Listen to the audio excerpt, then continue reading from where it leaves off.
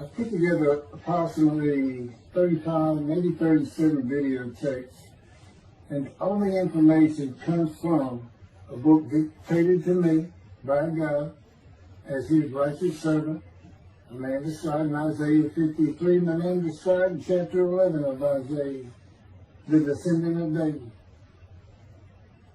the twig from a shoot that grows out of the stump of Jesse. And it is a stump because of the vanished and shelled ancestral tree of the kings of Judah, the line of Jesus. He cannot be the man of chapter 11. He's not the anointed one. He's not son of David. None of that's true. The other book, that book is called Isaiah 53, the Day of the Lord. And there's about 3 chapters in those particular videotapes that come from the second book that we wrote not too long ago. He dictated to me the story of my life. It's to show you how I fit the verses of Isaiah 53 with regard primarily to suffering, familiar with disease. So that would be wounded, and as it turns out, cancer. But the other words that you find in Isaiah 53, punishment, maltreatment, crushing, bruising, chastisement. Okay, that is all in God's power. That's all in God's power, all those words. But the books are unpublished. Shunned and despised, accounted and afflicted by God, plagued. Nobody understands it. This is so different than the Judaism the Jewish people have been taught. This Messianic era that will never occur. And we know it's not going to occur now once you believe who I am and how you cannot. After the mountain of evidence I have presented that is in those books, just as Moses today would have to say, well, look, I wrote Leviticus. You think I just came up with that? You think I just came up with all this information? That I know how God speaks through an angel and who that angel is? Moses walks by a burning bush that's not consumed. The angel of the Lord's in the bush and God speaks. I'm the one who explained that to you. I shouldn't have to go any further than that. God says the rabbis, the shepherds, they never listen to my prophet. They think they know everything. Well, I'm going to keep telling that they don't. This is primarily for the people who listen to them and not them. I don't expect them to ever respond. Because by responding, they have to say they've been wrong.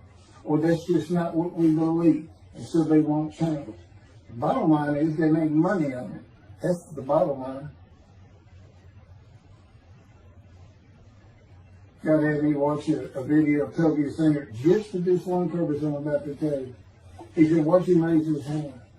He raises his hand to do his hair or rub his nose or something. And there's this big, fat gold watch. And this is how you know this is the God of old. He said, look at that. Look at that. I said, well, he does. He died. His skin died. Scuba died. There might be a scuba watch. He said, that's not a scuba watch. That's just a big, fat gold watch for everyone to see. And he makes his money on Isaiah 53. The guy said, at least that's how he really got going. I don't know. I know he has a radio show. But remember, I'm in the fire of refinement. Everything God does with me is to draw emotions, because I'm going to be emotionless once I get to Israel, for the most part. He'll let me feel what he wants me to feel. But nobody can get under my skin. You can't bother me. Even if I seem like I'm mad, it doesn't carry over to my inside. And I don't think about it any more than while I'm, as they would say today, on a rant, getting on somebody. But I bring his reckoning. I laugh. I tell him, you know what I am, don't you, God? He said, I know you're a lot, man. I said, no, I'm the reckoning. And I am the record. That's what I am. You laugh. Holy Spirit, man. I said, you know, righteous servant, David the shepherd, Elijah, prophet like Moses. You know, I like grass. What's his name? Grass. What did he do? He needs a reckoning. But anyway, I'm going to go through these early years of mine before God spoke to me. It's chapters 1 through 6. Chapter 7 is God speaks to an atheist, and I've already videotaped that. Walking with God and something on visions and visuals. So the first chapter, this is what he told me right now, right down birth and tragedy. I was born in Bryan College Station, Texas on February 6th, from the Holy Spirit, yes. I could get asked me before, so, yes. Oh, this is only for the people who come to believe me. I don't expect anybody who's been viewing these materials and, you know, nobody's really subscribing a handful to be believed. Again, I can't imagine. I don't know what you people want. I don't know who you think's going to come to do something different. How you going to know who David is? I mean, according to Judaism, there is no description of him. How you going to know who he is? All this being presented, and I know Jewish people have seen it, only 60% of the views are coming from the United States. Now, I don't know if that means 40% is coming from Israel. Probably not. You got Canada that's a big follower on my WordPress site, and really just all the countries of the world at one time or another have looked at some of this information as I wrote my blog, and the blogs became chapters. But I'm assuming some Jews have heard of what some man is saying he is Moshiach, and they're watching. Well, this is for those who come to believe. The people who want to be the witnesses, the men made righteous. By my mouth, there are things I can tell you that God would have me say to you. So, you know, this might be bored to tears with others, but it does show suffering, pain, and emotional pain, my background, and just who I am. Not just some kook out here. You know, people say, well, you're hearing voices. Listen, as a lawyer, and I didn't even do criminal law. I've seen some of these people who hear voices. I promise you. You know that's the person who should be hearing voices when you just see them and watch them for a couple of minutes. That's not me. Excuse me. Okay, I was born in Bryan College Station, Texas on February 21st, 1957. And that's interesting because that's the year the first satellite went up. Russia sent up Sputnik, which is really 3 different satellites, and all together they were called Sputnik. That is considered the dawning of the age of the internet. Now, I've asked God, how did you select me? How did I be blessed with this and learning all these things with this crazy life that I've had? And but he won't answer me. He's John Pope, this Pope guy, he's not going to talk. He's not going to change his version or anything.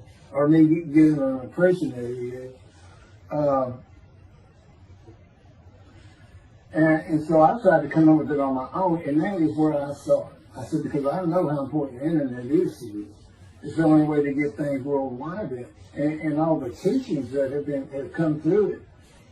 I didn't know, you know, I'm 63. I'm not like the young people who can just text messages without looking at them and all that. But he's taught me everything. He taught me how to set up Facebook, Twitter, you name it. He was just like, go to your computer, do this, do that. You know, commanded it and directed to become very good at the computer and, of course, word processing. You know, I'm a regular secretary, except I still henpeck with one finger. I used to. But God says that to show you, I have perfect use of this disfigured right arm. It just doesn't have muscle in it, and my shoulder show you. Anyway, I was born in Bryan College, and that's where Texas A&M University is. And my dad was attending Texas A&M when I was born. I graduated from there 22 years later, which is a story in and of itself. So I was born premature in the 7th month of my mom's pregnancy. I was born in February, and there were many complications. My parents were told I would not make it through the night, and they should just take me home. Mind you, this is 63 years ago. The biggest problem was that my insides had not fully formed, and it was impossible for me to take milk.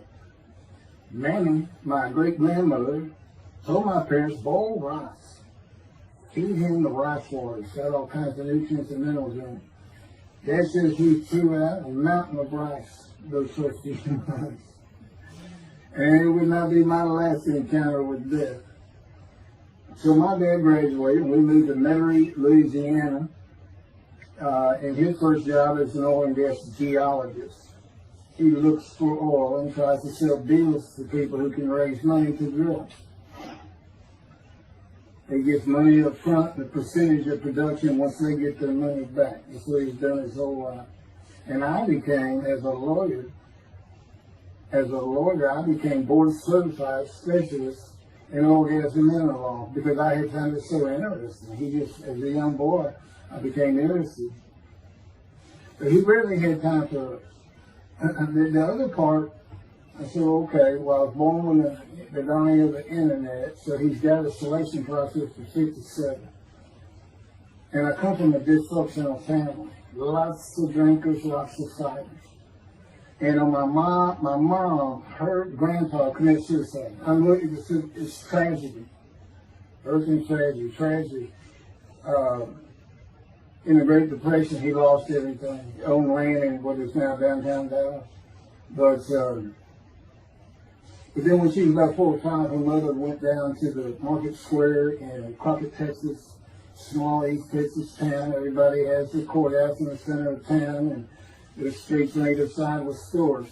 She went to the hardware store and purchased rat poison. She hadn't gotten hardly out the door when she opened it and took it herself.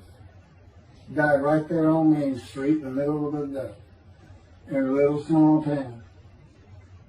I don't know how long that would have been. My mom's 85 or 6. She was 4 or 5, almost 80 years ago. So I'm sure it was quite an event. And her dad took her and her sister's about 2 years older, to Metairie, and not Metairie, to someplace in Louisiana. But could have been Baton Rouge. And her father became an elevator operator. And you can still find this in Houston when I was at law school. I went to law school downtown Houston, but South Texas College of Law. And at the courthouse, they would have somebody sitting in there on a little stool and with a lever and take you up or down, take everybody up or down. With all the lawyers coming in for the court cases, it was packed. I'm sure they've done away with it by now.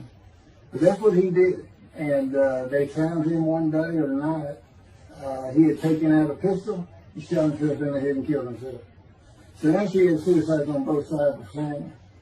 And her father's brother took the 2 girls in. He actually adopted them. And she was about 10 or so, I believe. She's with him at some shack in East Texas, and there's not any fun in this place. And he took a shotgun, and I'm sure he'd been drinking there all known for it, and blew his head off right in front of her. And that's all the circumstances I know about. It doesn't sound like a good scene at all, but it scarred her for life. Okay, we've been taking care of her from the get-go. My father amazes me to no end. What he has done to care for her. See, they knew that was his sweetheart. Eventually, now at 10 years old, that's who he married. And they're both from Crockett, Texas. Small town people. I still take care of them. They've taken care of me for 10 years. Got to me from society. He made me quit law. terminate my law license in Hawaii and Texas, and put me into poverty. I've been in poverty for 13 years until I just now filed for Social Security early. But I give them more than 90% of it to make up for everything they've given me for 10 years, 13 years. While I'm in God's fire of refinement, learning everything I need to know. And I have learned most. There ain't any question.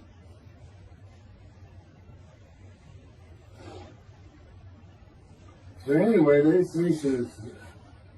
poor suicide right there, it's a thing that tells you, you know, it's a tragedy of losing your entire family in the Holocaust, and you were the only one left. It's not like that. But God says, I just got things as close as I could. He says, that puts you in the one to deceive you, really for just one reason. Well, two reasons. One, it makes you identifiable, but it was so people would pick on you. I wanted people picking on you because that's what happens to young Jewish boys. Just for being Jewish, just for having a disfigurement. People will pick on you. I told him since, I don't even really recall many people saying anything to me. He said, that's because you look like you crawl all over them if you did. And I did. I was always just say something, anything. It's just the way I was just angry inside. And God's taken all that away. But I can still go on a good man. But, and then my mother's in the 60s, young people may not know this, that's when, you know, the Woodstock and marijuana, LSD, everything started getting big. And at the same time, doctors were just handing out pills left and right. Valium, painkillers, Percocet, you know, just asking for it. They would write a script. And I know today they put a lockdown on that, but she got heavy into it and drunk all the time. I had to come to school and stay with her. And she became such a different animal, a different person when she drank. She became a little girl. You know, maybe your mom act like that and slobbering and, you know, going there to be Valium dripping out of her mouth with bottle of booze by her. So it was an ugly thing. And so I came from a dysfunctional family, so I think God wanted me. And He's there with me from my first year to next year that I live a life of suffering. He orchestrated many of my wounds. And He's taking me back in vision to see these things. And His visions is one thing you don't pick up in the Bible. When I say Bible, I'm talking about the Jewish Bible, the Hebrew Bible. That's not, unless I say otherwise. Which is like when God says, my people. If He just says my people, He's talking about the Jewish people that says, I mean, He may say the peoples of Moab, or just by the context, you know, it's the son to another group. But that comes up all the time. So, to add to that, she tried to kill herself a few times.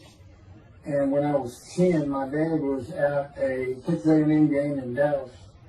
And I know it was 1967, so I was 10 years old. So I'm very familiar with that particular game. It was against Bear Bryant and Alabama Crimson Tide. And he had coached at Texas A&M.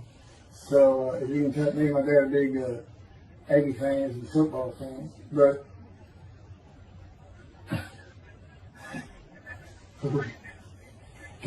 I had dinner sure with me to see those games in Israel.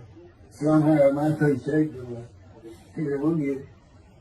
That's what I was saying. We'll get it. He's so funny. I don't know where my sister and brother were, but I heard some noise and I went down about 1 or 2 in the morning, and our stairs curved, and there was a little bay window cut out, and I looked down out into the living room, and she's wearing newspapers on. And just sat there watching. Didn't know what to do. And she got down on that paper and took out a butcher knife. I razor blade, a butcher knife, and opened her wrist up. And just happened again years later when I was in high school. She opened her elbow up, and that was god awful. I don't know. But before she bled out, my dad opened that door. I sometimes think she knew he was going to be there soon, would probably save her. But it didn't look good, and I hated myself for not doing something. Maybe that's why I was so angry. Anyway, because I didn't do anything, I just sat there. I couldn't move. I don't know. I don't even know what I was really thinking, really. But I tell you what it is. It told me how much her uncle blowing his head off must have done to her. That must have really hit you. I had nightmares my whole life, but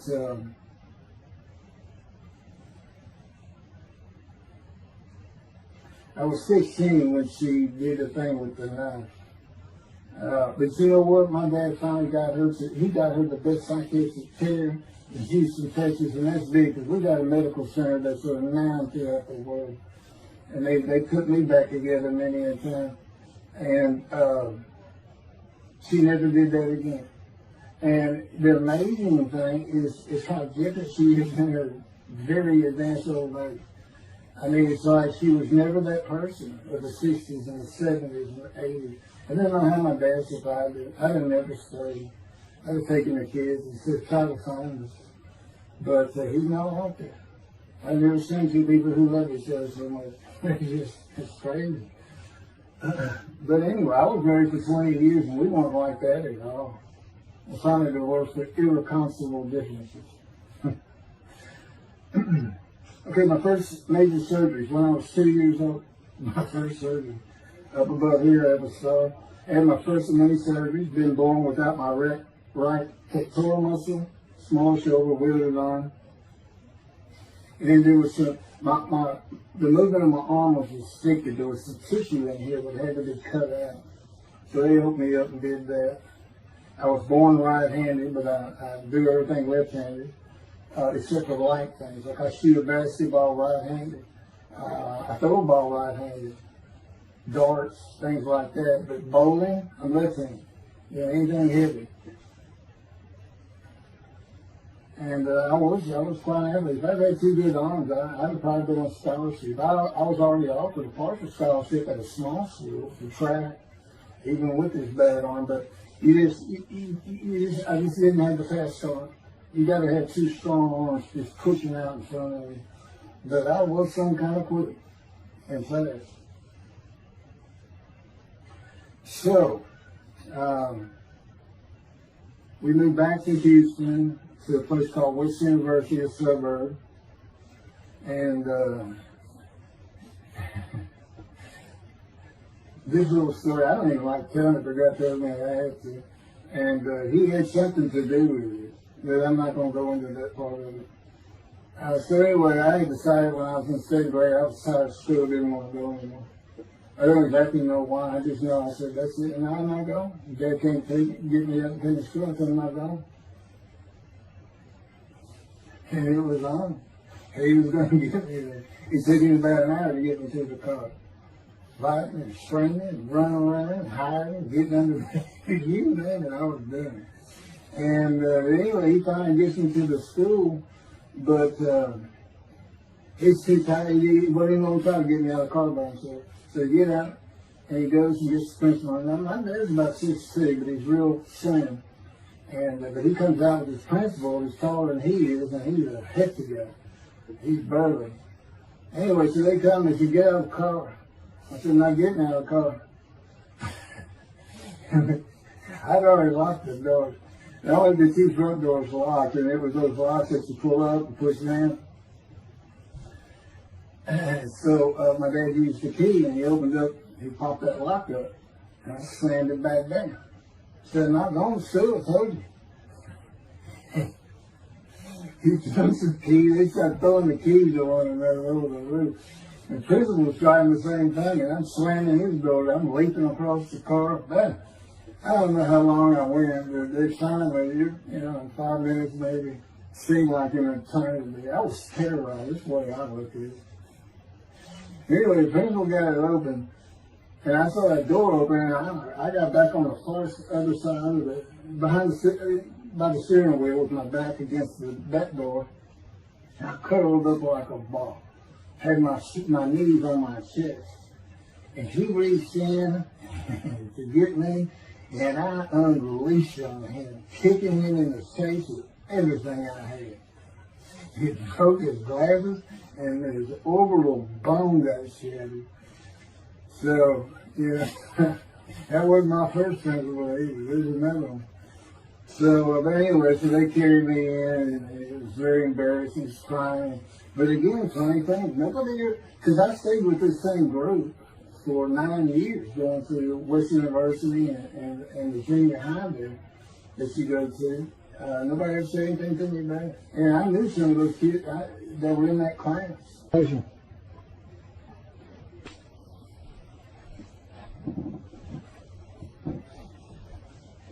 My camera only goes for half an hour.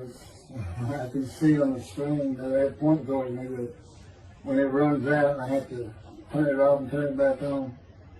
But anyway, that ended my fight with my first principal.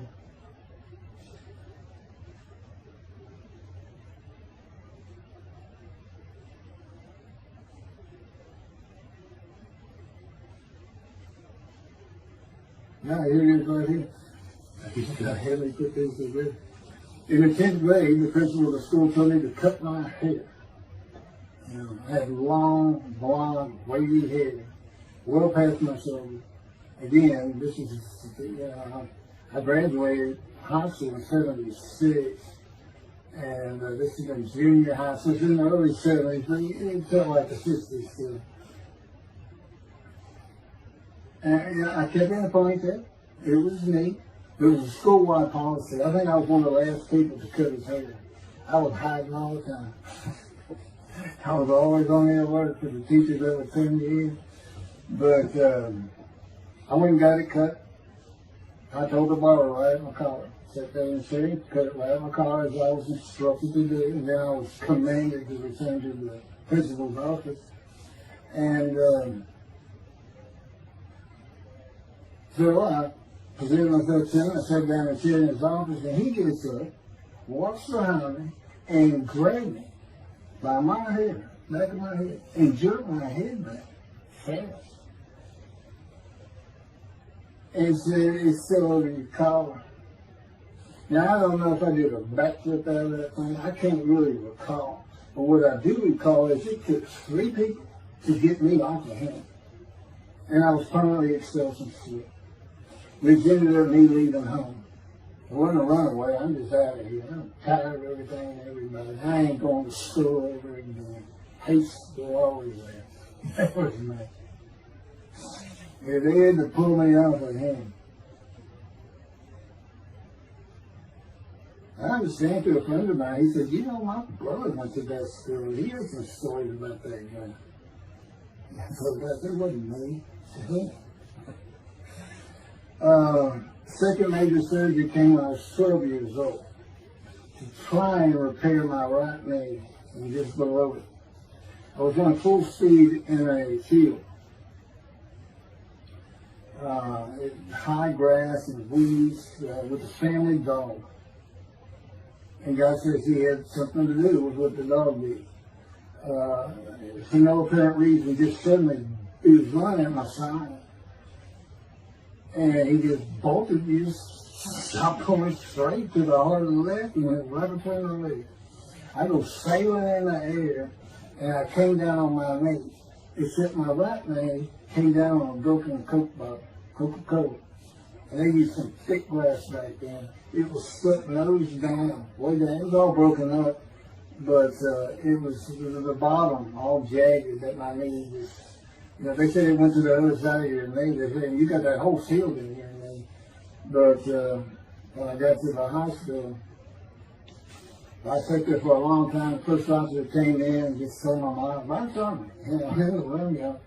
He said, I can't repair it. It's not repairable. We want to take it off.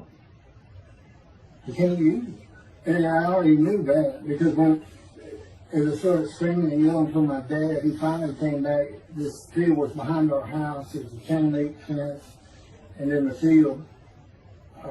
And you know, my dad finally heard me. He got over. He saw the blood and saw something. He scared to death. And I'm going into the shop, and he got me to put my arm around his neck, and he said, "Can you walk on it?"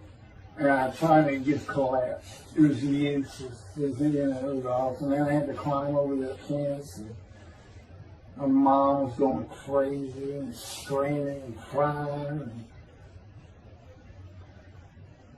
And he had to go take care of her. I'm sitting in his bathroom, my leg all opens up, and I'm just getting sicker and sicker. And I was there, scared, I was a cripple. And but anyway, they get me down to the hospital. And just, like I said, the first officer, just like, you know, what to do. And just right then, and God said he knew he was going to be there. This doctor walks by, and my mom recognized me. And she goes, Dr. Kane. And she runs out the door. Well, it is Dr. Kane. Her mammy that I mentioned earlier, in her old age, very old, maybe in her 90s, I don't know, late 80s, but living with her sister, broke her hip. And this doctor repaired it. This is a long time ago, people. Repaired it, and she actually walked again with a walker. I remember. But that's who this doctor was.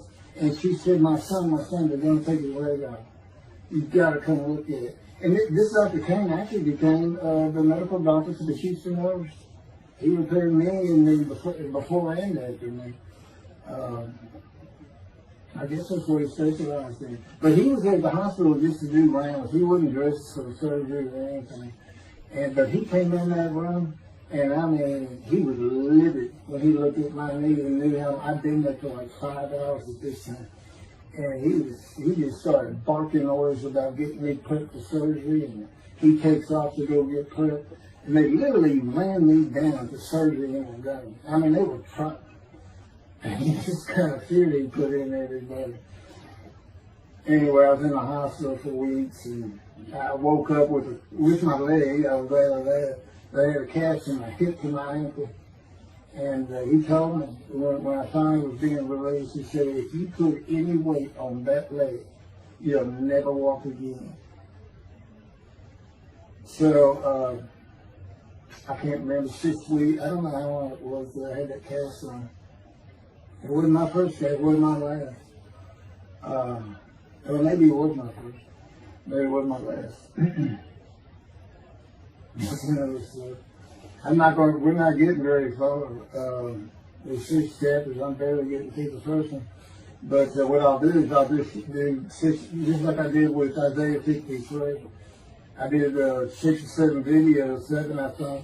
But then I joined them all together and put it as one video, the definitive commentary of Isaiah 53, which comes straight from God, by the way. I mean, you can contest what I'm saying all you want, but it makes perfect sense. For the first time, Isaiah 53 is explained. And how I've come to the smartest religious view in the world who can see that, and what the wounding and the punishment, everything's about, and how it's really, in some ways, a snare for the Gentiles for the day of the Lord. Because he knows he can take me and just decimate any argument they want to put forth. You know, in particular, I'm blemished. I'm the Antichrist. And I am the exact opposite of Jesus Christ. Okay, he's so smart, he was keeping the synagogue at 12. Supposedly he was a perfect, beautiful man. I'm just thinking.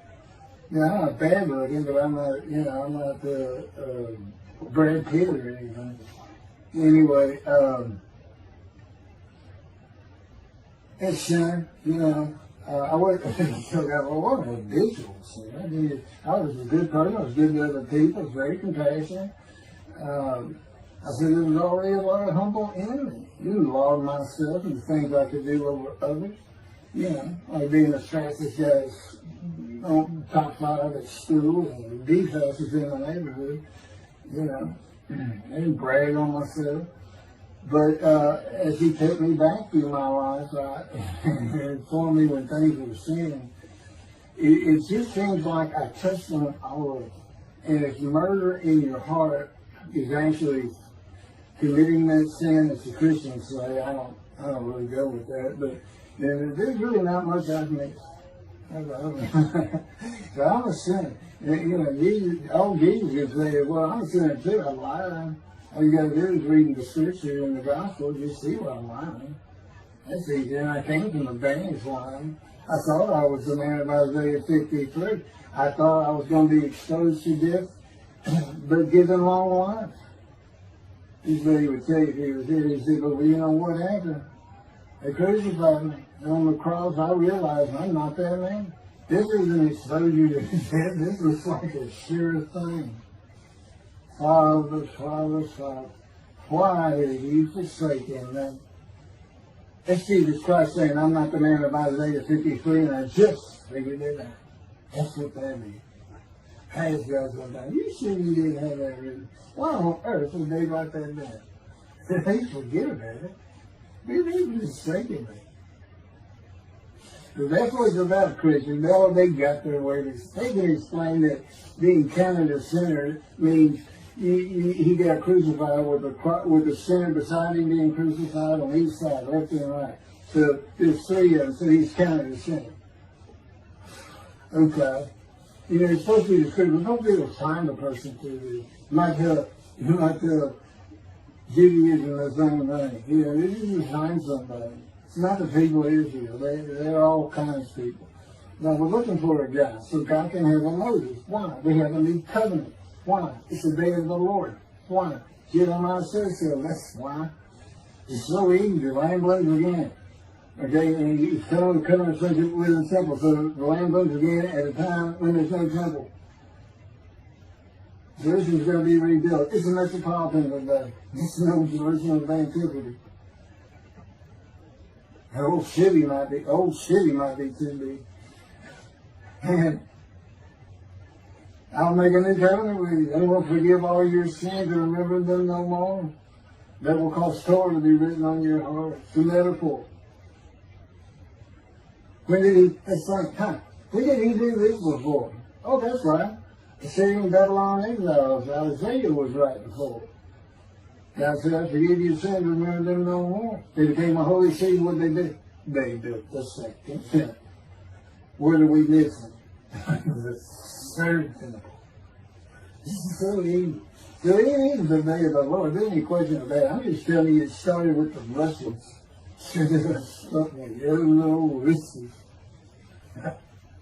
And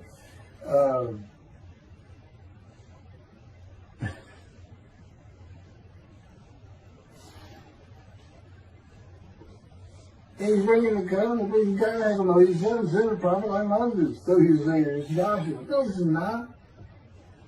I'm leaving today, the day of the Lord. And guess what? He gives us a description of him.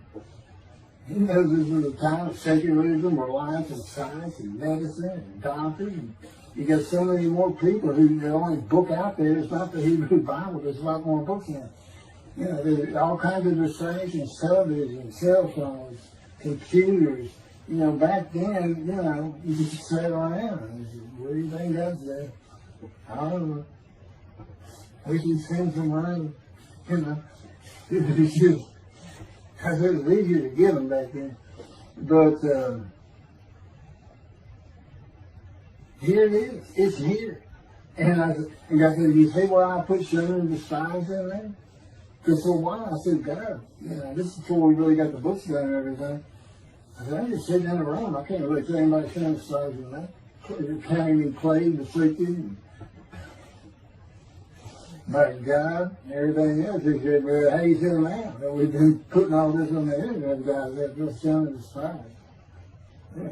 I can say, there's no question this ain't gotten back to those two. I said, you keep a tag on them like this, and I'll be certainly sure, just in case I'm wrong. But, because he won't actually tell me, he won't tell me anything, this is a rule of thumb, he won't tell me anything that I cannot find out or become knowledgeable on or informed on of my own. Which means about nothing, because we're in a room all the time. The adjunct of the Holy of Holies is what I call it. I live in the Holy. I'm like the priest who can go, the only person who could go into the Holy of Holies was the high priest.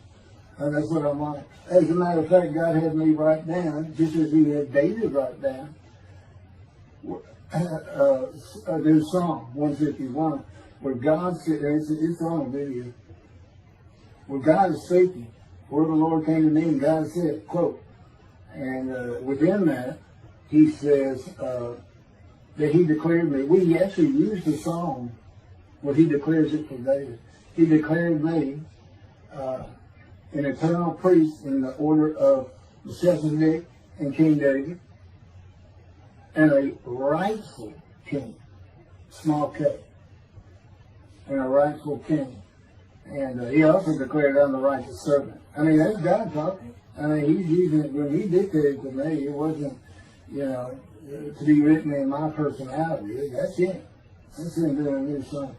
So, because he does that. Even in the writings, the person doing the writing, whatever prophet it was, or Moses, or David, if he wrote Samuel 2 and Kings 1 until he died. As I say, God says, look, just assume the central character is the one I had right. Because their lives change when I come to them, just like mine change. This is not anything I could have ever conceived or even bothered thinking of. I had never read the Bible my whole life. And he then told me, we're going to the bookstore and get you a Talmud. That was 13 years ago. And my answer was, what's a Talmud? I didn't know anything. And look at all this knowledge. But this is it. This is the only power he's going to use in creation. He's not going to perform miracles. He's not going to have me performing miracles. And he's not. He said, the only power I'm going to use is only what I can get you to do. He said, I can take a Gentile Texan and take him to Israel and get my temple built. Okay. He said, because that's what you say to God all the time. Okay. And one night, I hadn't even read Isaiah 53. He didn't come to me and just say, offer yourself for guilt. I crushed you with cancer. It was me that did. That's not, I wouldn't have known what he was talking about.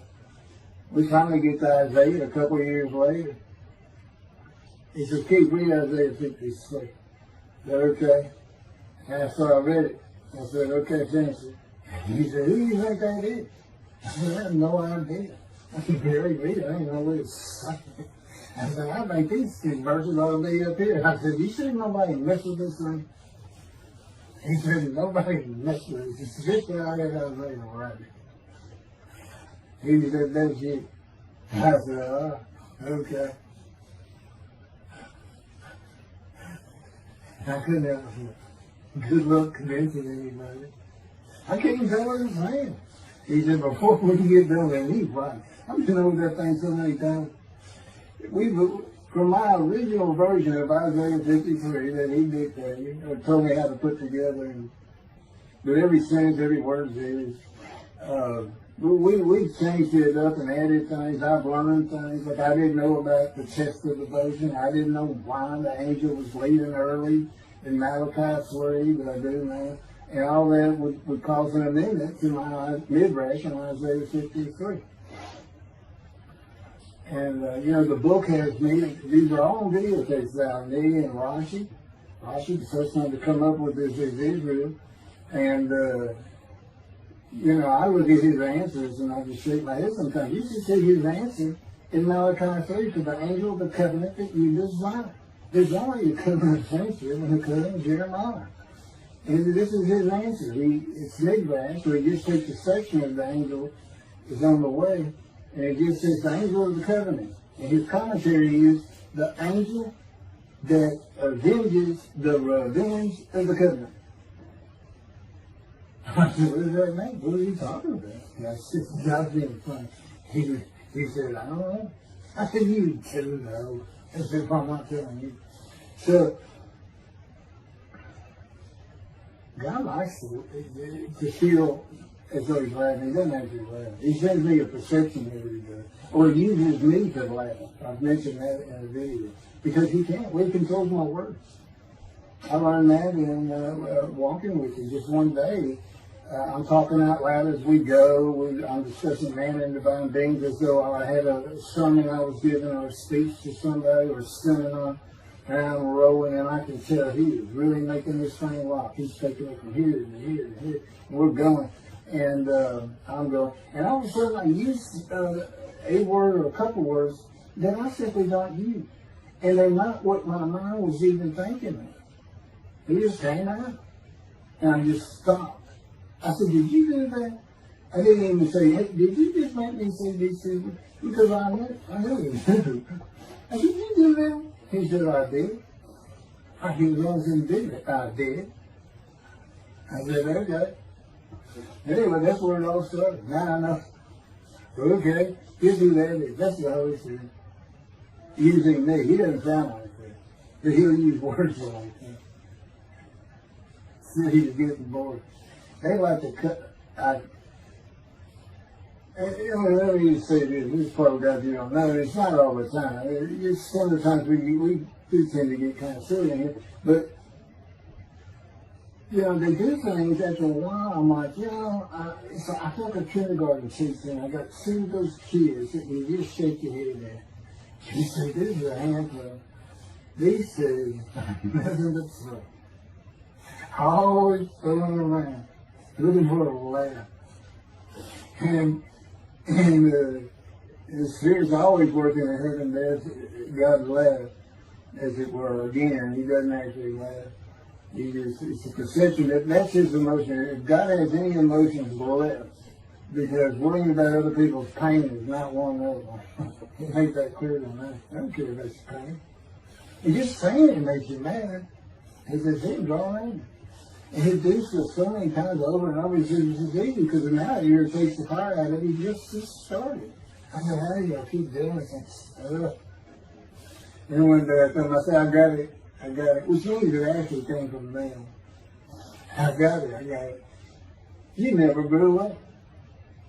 You never got sent to your room. You never had to climb that mountain to achieve something. Put yourself out there, man. Nobody's ever hoped you. He said, I said, that's what it is. You never grew up. That's what it is. Yeah, I'm dealing with the child guy. That's what it is. Having an argument. And then he came down as mean, very serious and mature guy. And I didn't bring that argument up anymore. But that's how it gets with me sometimes. It's an incredible life. For me, I'm not going to get to him. I get to him at the end.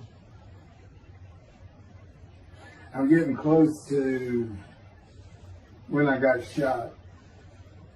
I thought that was a new chapter. I was not. Well, I'm going to put this is getting long. Anything over half an hour, we try to stop. Now, my Isaiah 53, 5 hours. But, yeah, I watched it all at one time, of course. He doesn't hardly let me watch it.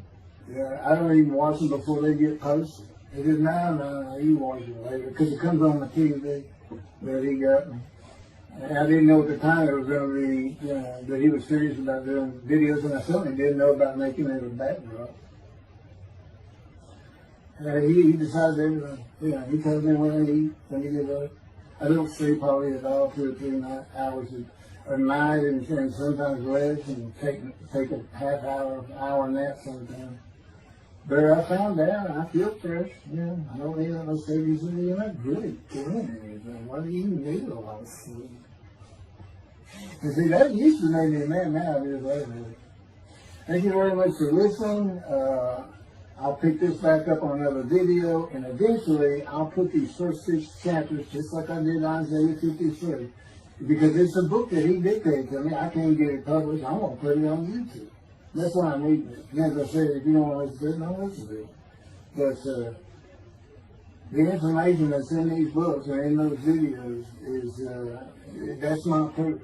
And quite frankly, God said if that's not enough for them, well, that's just too bad.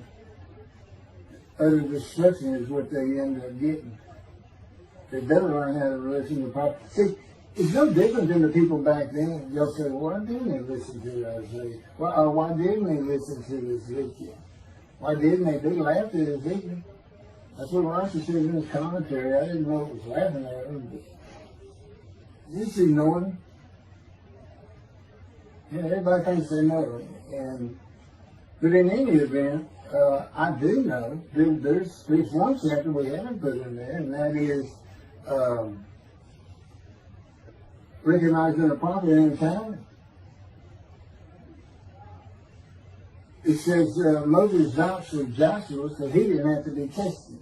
And the problem with all that is, and I think why God hadn't had to put it on video, is that they're looking for a seer, somebody who can see the future. You see, that's antiquity. And that's not what you're looking for today. This wasn't a seer. And none of the prophets were seers. They just wrote down what God told them right now. God's the prophet. He's the one making prophecy. And what he does, he doesn't actually just see the future. He walks it through. He says, okay, right here is when they're going to send up the satellite. This is where humanity will be at that time. He can walk it through in his mind. As I mentioned, his eyes, he doesn't have them. It's just his absolute knowledge of all things. He can form a picture of this frame.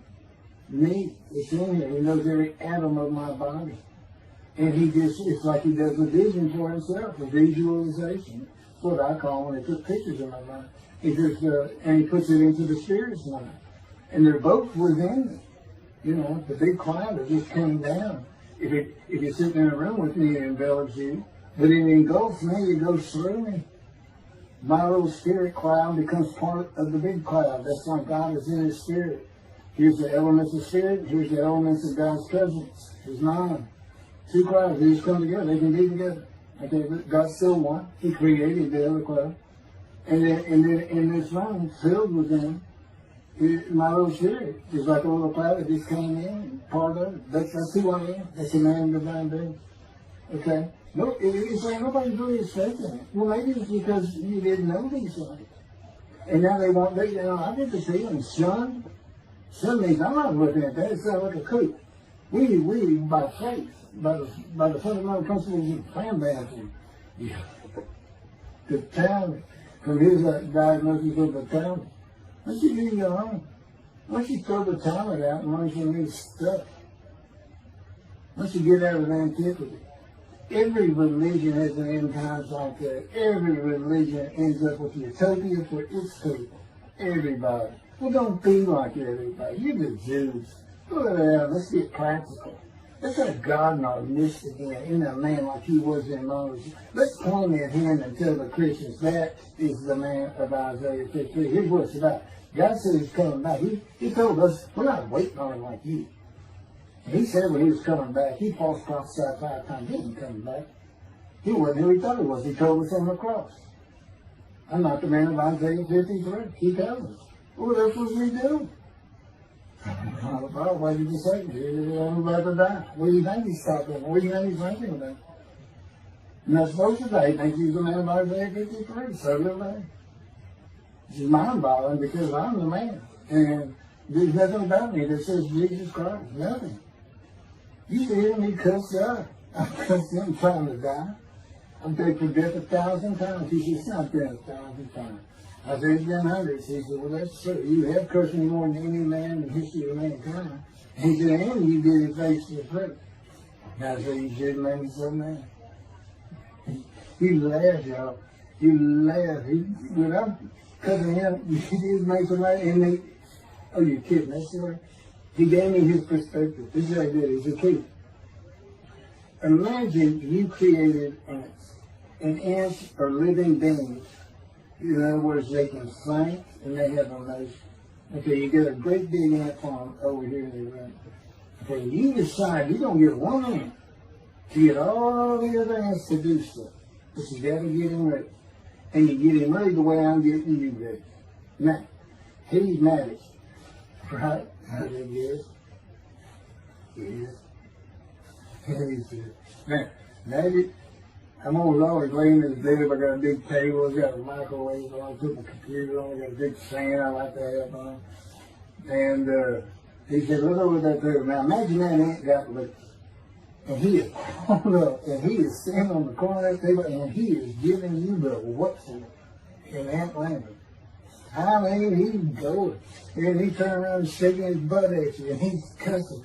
And all this. And all you got to do is go bump, and he's gone. And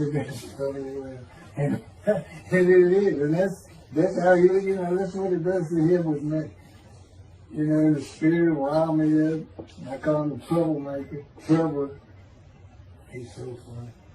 But God's so humorous. There's a difference in their humor. Okay, I'm told that does wrap it up. I'm going to pick up a gunshot. I guess it's fortunate accident to my knee. You know, they ended up opening me up and swinging my breast and my pelvic behind, and now it's been 3 times. And eventually, the lung cancer and colon cancer and skin cancer. But the lung cancer is when they told you should have died from colon cancer. They said, but this is it. We can't take that. It's too advanced. You're gone. And prepared to die. That was 20 years ago when the plane hit New York. It was the plane hitting New York that got me up off the ground one last time to see one more vacuum. The life of God's righteous servant of Isaiah 53, chapter 3, gunshot. Shortly after I recovered from my knee injury, I moved to Fort Lauderdale, Florida. I was not happy about it at all. It turned out to be a lot of fun. I made some great friends to celebrate my 13th birthday. My only injury in Florida was having the front teeth shattered and knocked out, requiring caps, which is more of an ordeal than I would have imagined. We returned to West University in Houston after 2 years. My mom was not doing well at all, and it was getting close to her second suicide attempt. I was back with my old friends and did not have much supervision from home, and I failed ninth grade. I made my own decisions, and I rarely listened to others.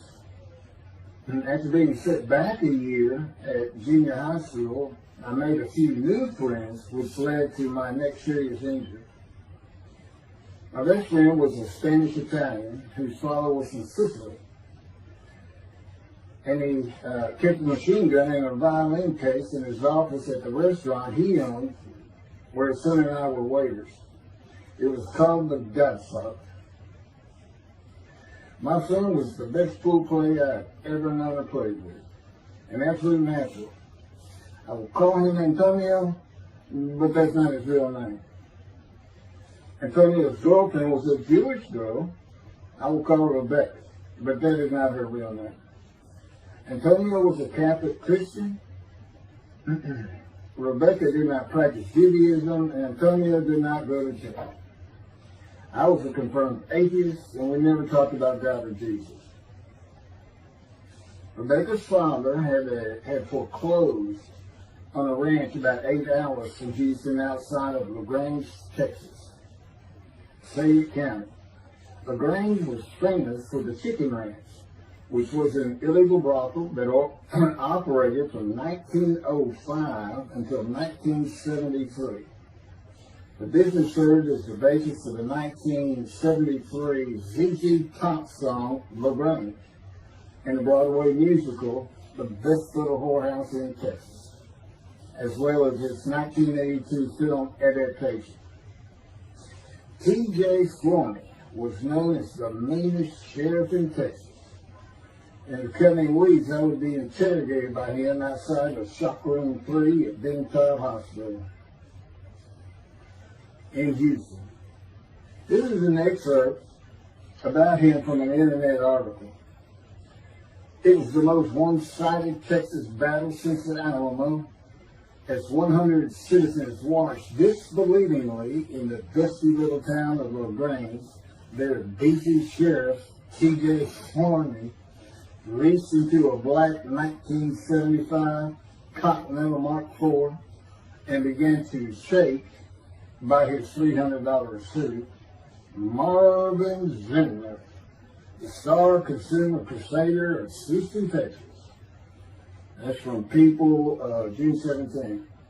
Next, the sheriff tore off Zimmer's blue-white toupee, waved it in the air, and then finally ground the rug with his cowboy boots. Behind Flourney's theory was the fact that on Zimmer's last assignment in LaGrange 18 months before, he had filmed an expose, which resulted in the closing of a critical part of the local economy, the chicken ranch, a legendary Bobby house. Antonio, Rebecca, and I first went up to the ranch in the summer of 1975. It was a small ranch house, a small lakes with horses roaming around lucerne pastures. We decided it'd be fun to try and catch one of those horses and go riding. The next time I went to the ranch house was in Rebecca's father's Mercedes-Benz. Two-door convertible Mercedes-Benz.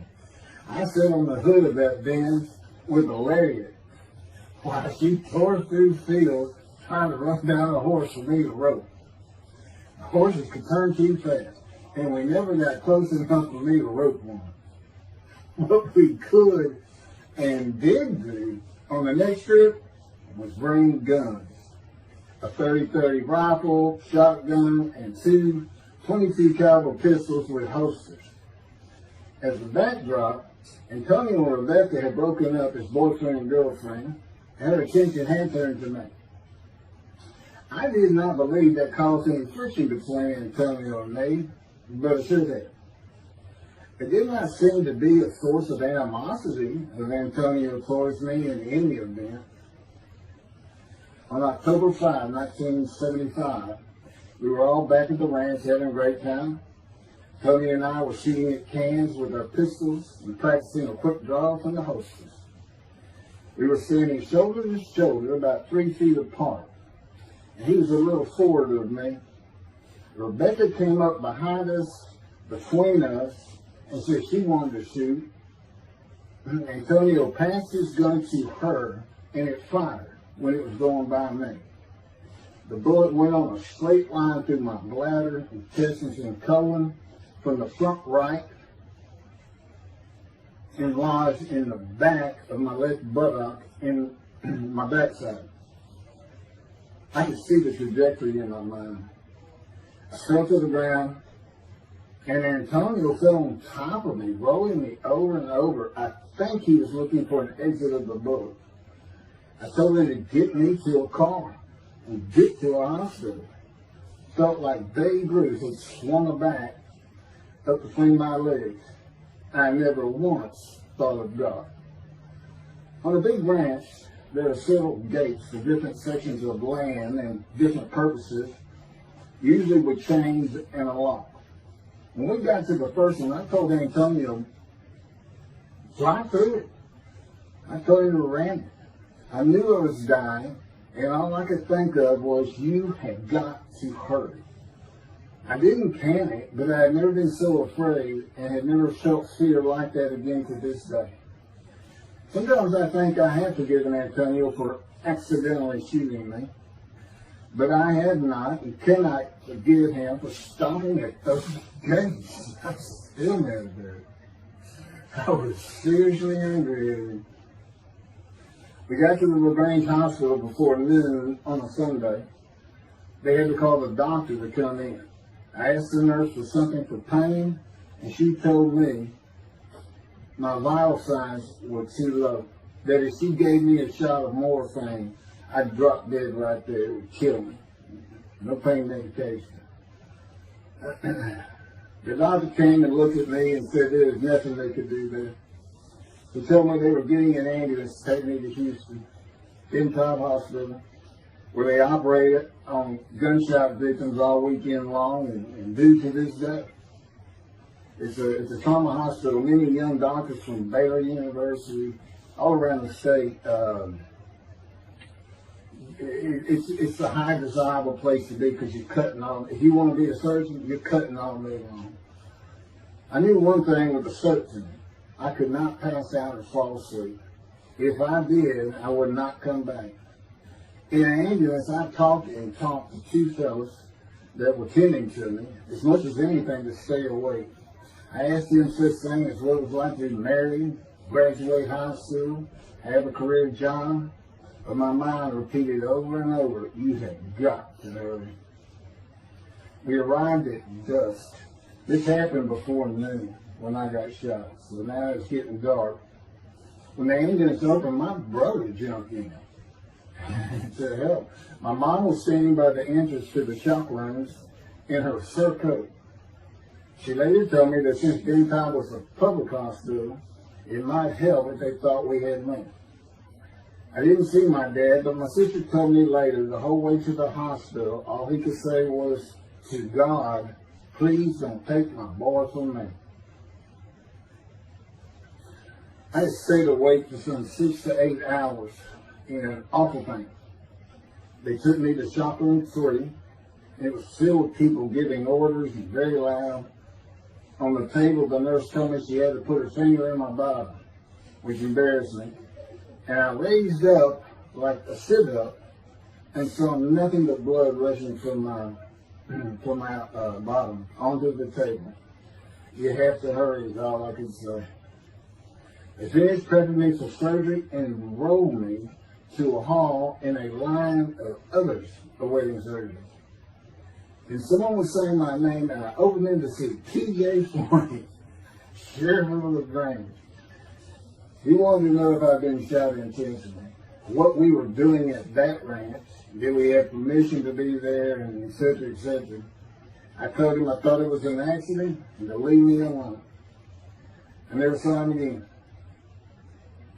I didn't have to wait long. The orderlies bypassed everyone in front of me and took me to surgery. I awoke in a large room with about 10 beds on my side of the room and 10 beds on the other, with other patients, and I could hear moaning and crying here and there. It took a few moments to remember what had happened and why I was in there. I fell back asleep, and when I awoke, my dad was telling me he would have me out of there into a private hospital as soon as possible. It was the next day when they transferred me to the Methodist Hospital in the medical center, where they had operated on my knee, and I had spent weeks there. I had a hose with a bag coming from my bladder and a colostomy, an opening called the stoma, which is your intestine on the outside of your abdomen, with a bag over it to go into the bathroom. I was out of danger from dying, but still very weak, and I needed to gain some weight. The track team was already getting together, running distance and cross-country workouts provided by the coach, preparing for track meets and the following school semester. I lived about a half mile from the hospital. The day I got home, I walked to look at the track. It did not seem possible I could get back in shape. I was afraid to cross the roads to the school. I could not even stop to get out of the way if a car came my way. My insides felt like jelly, and I had been warned that too much physical exertion in the first 10 days could cause a stomal hernia, and my intestines to start extending from my body. I was homeschooled for the rest of the semester by a private volunteer tutor, and passed classes I probably would have failed. The beauty of that gunshot was that it changed me. I was never going to graduate high school, having failed so many classes.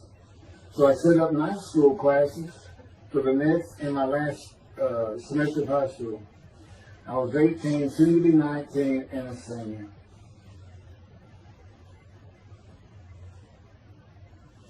Chapter 4, College and Law School. Before the summer of 1975, one of my best friends in the track team, who threw the discus and shot put and field events, and was a senior, told me he wanted to do something big the coming summer before starting college at Louisiana State University, LSU.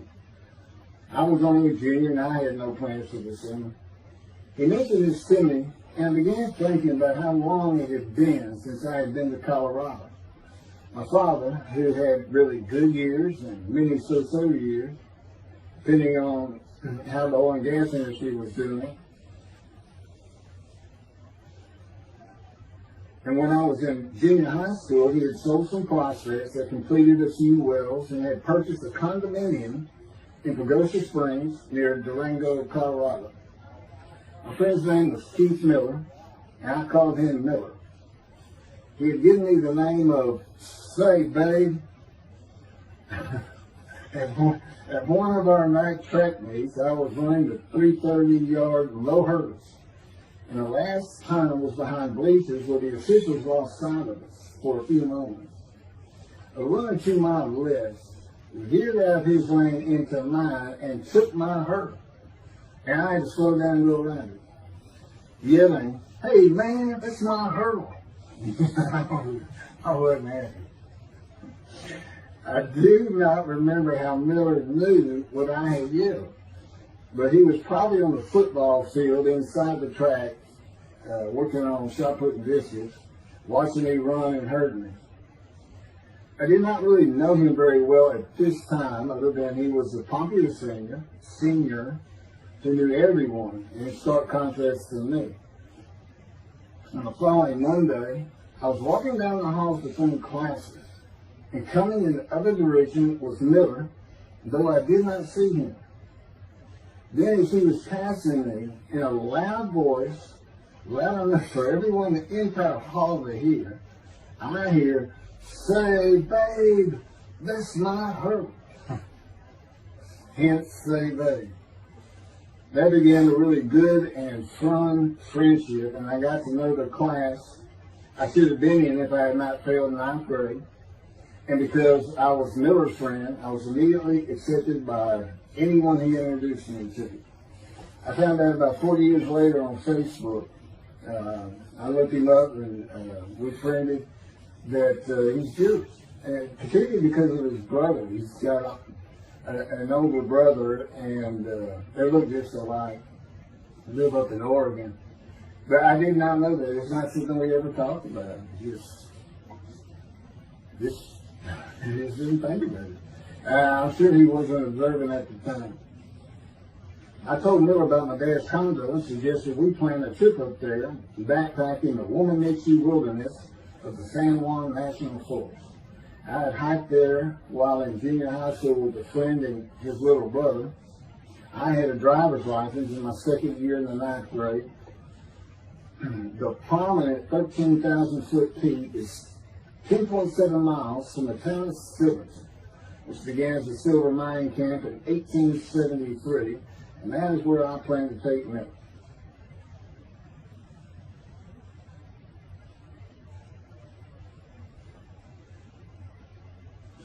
So Miller and I take off. We use his car. As I said, he was getting ready to graduate, and his dad bought him a Toyota. Can't remember the name of it now. My dad's condo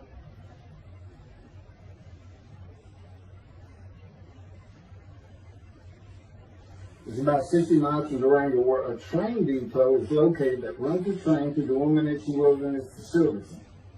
The train is an authentic, narrow gauge, steam-powered, coal-fired, scenic railroad train ranked one of the top 10 scenic railroads in the world. It's something else. It stops twice in the same places to let off and pick up hikers and backpackers in the Animas Canyon of the Womanichi. At top speed of 18 miles per hour, it takes the train 3.5 hours to travel the 45 miles from Durango to Silverton. Oh, here it is. Miller had a new Toyota Celica. And after a day and late into the night, we made to Pagosa, slept, and we're at the train station before the first departure the next day. I don't know what the problem was, but the train was not going to run that day. So we couldn't get to where I wanted to take it. It's just too far.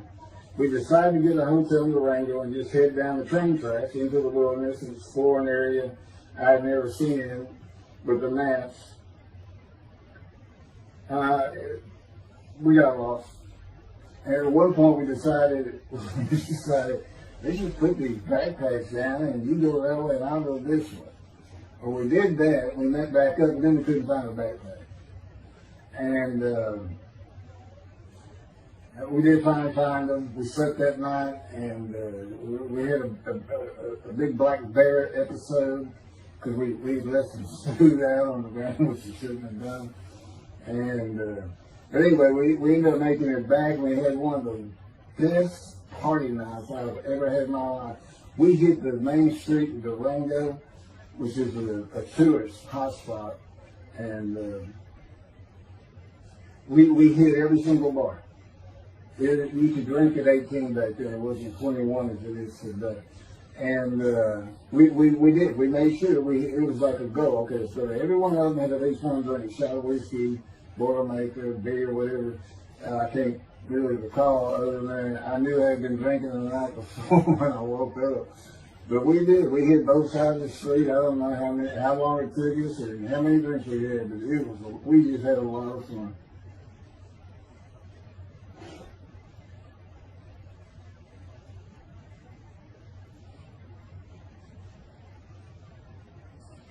Okay, I'll be coming to chapter, well, I guess it's 4. I don't know. I thought I was coming up to the cancer story, but this is different. This is getting into alterations while it's school.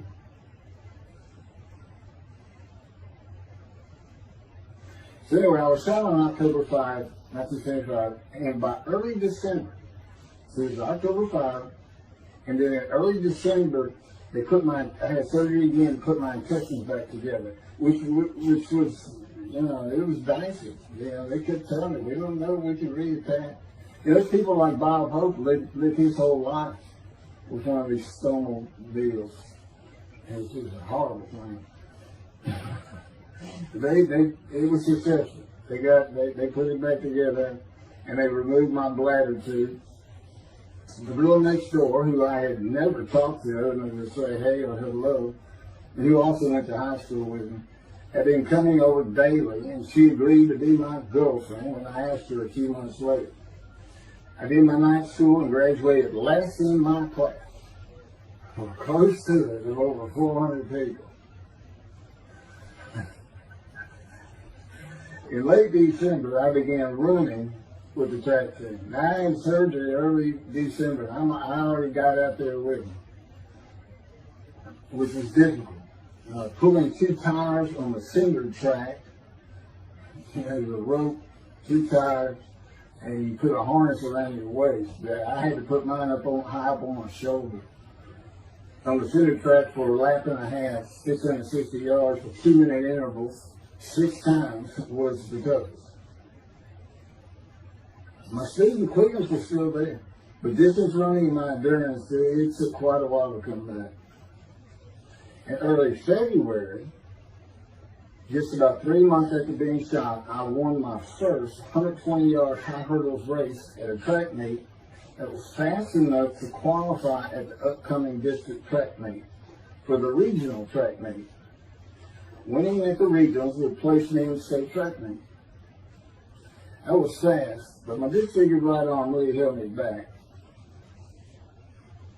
Then my heart was broken, and I cried for the first time since I was a child, best I could remember. My coach, who really liked me, he understood the effort I had put in to get back in shape. Called me to his office, and I knew something was wrong. He told me I could no longer be on track team. I had too many semesters of school to be eligible according to the eligibility rules. It was because I had failed ninth grade.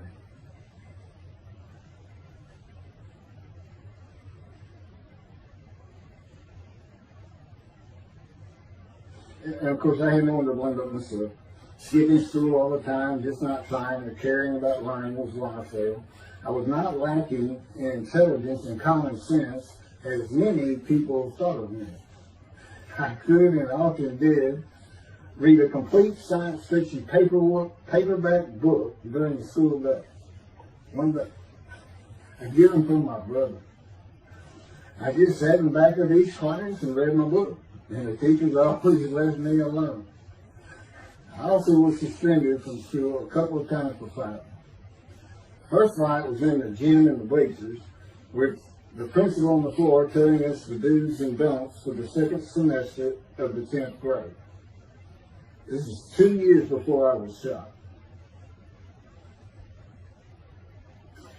I found out he already knew me by name, and I had never talked to him.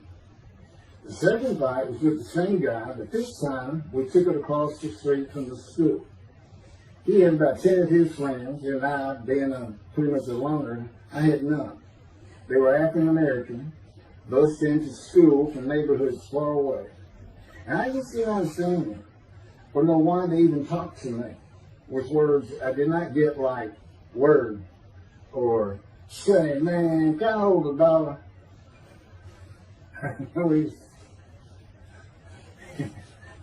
That is what started the fight in the bleachers. I hear from behind me, and one stood to my left, say, man, can I hold $1? I turned around and just looked at it. And finally said, I did not have $1.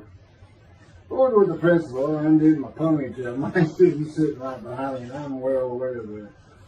And I brushed my long blonde hair and then reached into my pocket for some chapstick for my lips. And I pulled my hand out with the chapstick. Turned out I did have a quarter. And from behind me, I hear, "Say, man, you said you don't have no quarter." To which I replied, turning around, "I don't have a quarter for you." The next part's kind of hazy. But I do know I grabbed him by the front of his shirt and threw him down the bleachers onto the student sitting below me.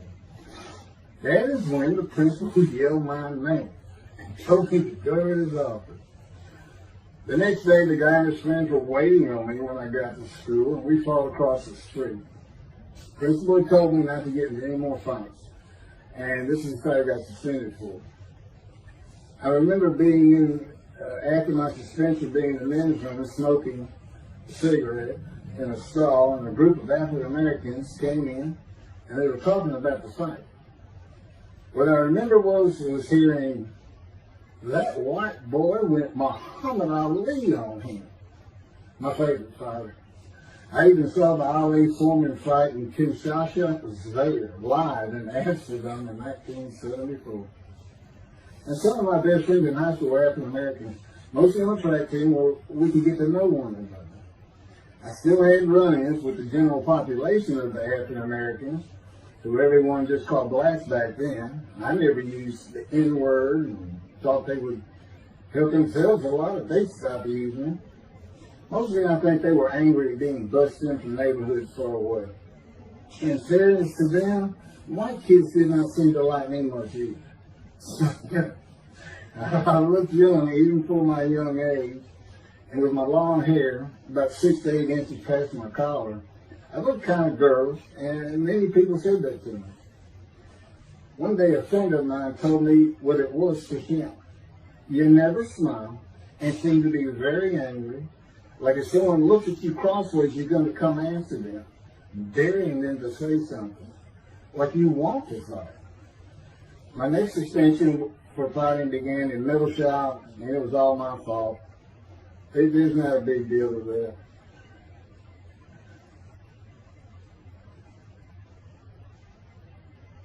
The last fight I was ever in came right before I was done shot at the ranch.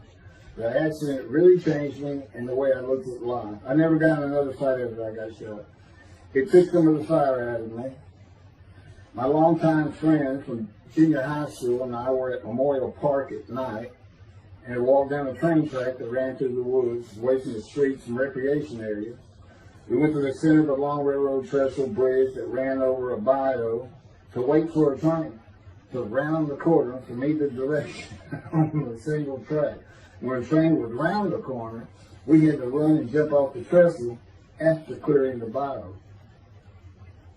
We were drinking beer. As we were sitting, we started talking about the price of gas at 44 cents a gallon in 1975. Anyway, the trains weren't running. We got up to leave, and as we're walking down the steps, she said something about my father and about how to find oil and gas. And I turned around and just hit him with everything I had, with my right arm. And I realized what a stupid thing to do. I called him the Big Sweet. He's huge Norwegian. His hair was white and long and longer than mine. His hand was the size.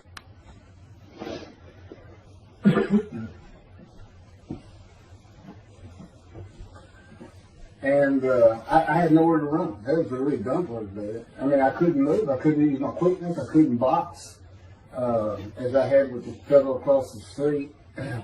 And he just took one big thing. He's very athletic. The coaches all wanted him on the high school team, but he didn't want the football team. And but anyway, he hit me just one time. That was the whole fight. It was just 2 hits. My measly hit with my right arm. I let it fast, and I hit him where I wanted to hit him. Well, I say that. I didn't even think about it. But he just about knocked me senseless.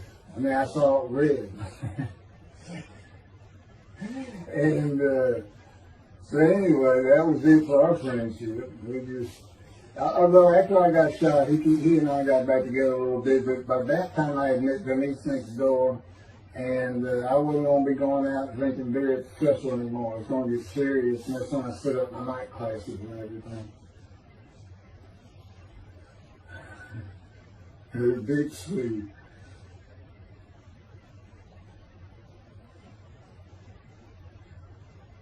After the gunshot, I stopped seeing old friends, including Antonio and the Big Three, and spent all my time with Denise next door. I never wanted to be someone who succeeded in life. My dad always told me when he was angry with me that with my smart mouth, I was never going to be anything but a ditch digger or a lawyer.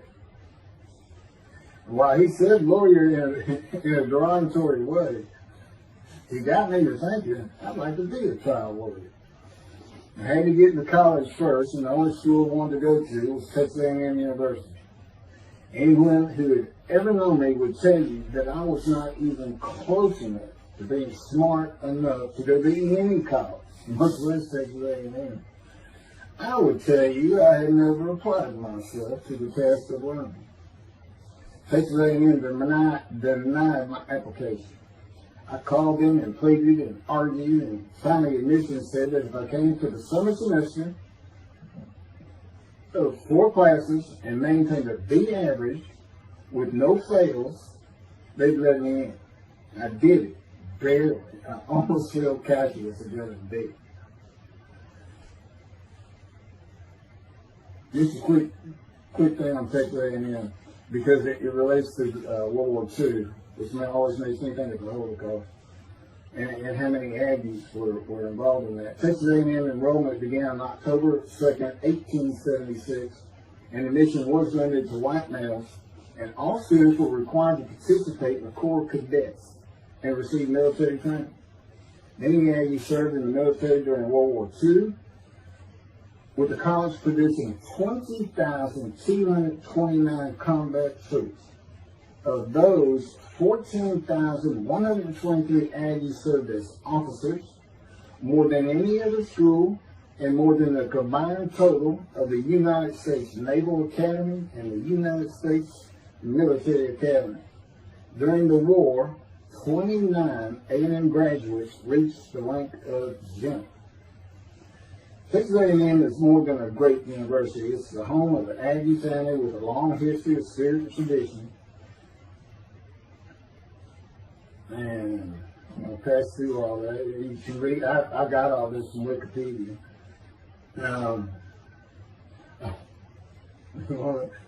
Like Notre Dame, it's a school full of tradition, especially notable at football games and in campus life, drinking beer at the Dixie Chicken. I had a good friend in what is now the Volunteer Corps of Cadets, and we've been shooting pool and drinking beer all night. On the weekend, and finally left sometime after midnight. I walked my friend back to the quad, Corps Cadet Quad, a large open area where people could gather, surrounded on 4 sides by dorms for cadets only. And I dropped him off at his room.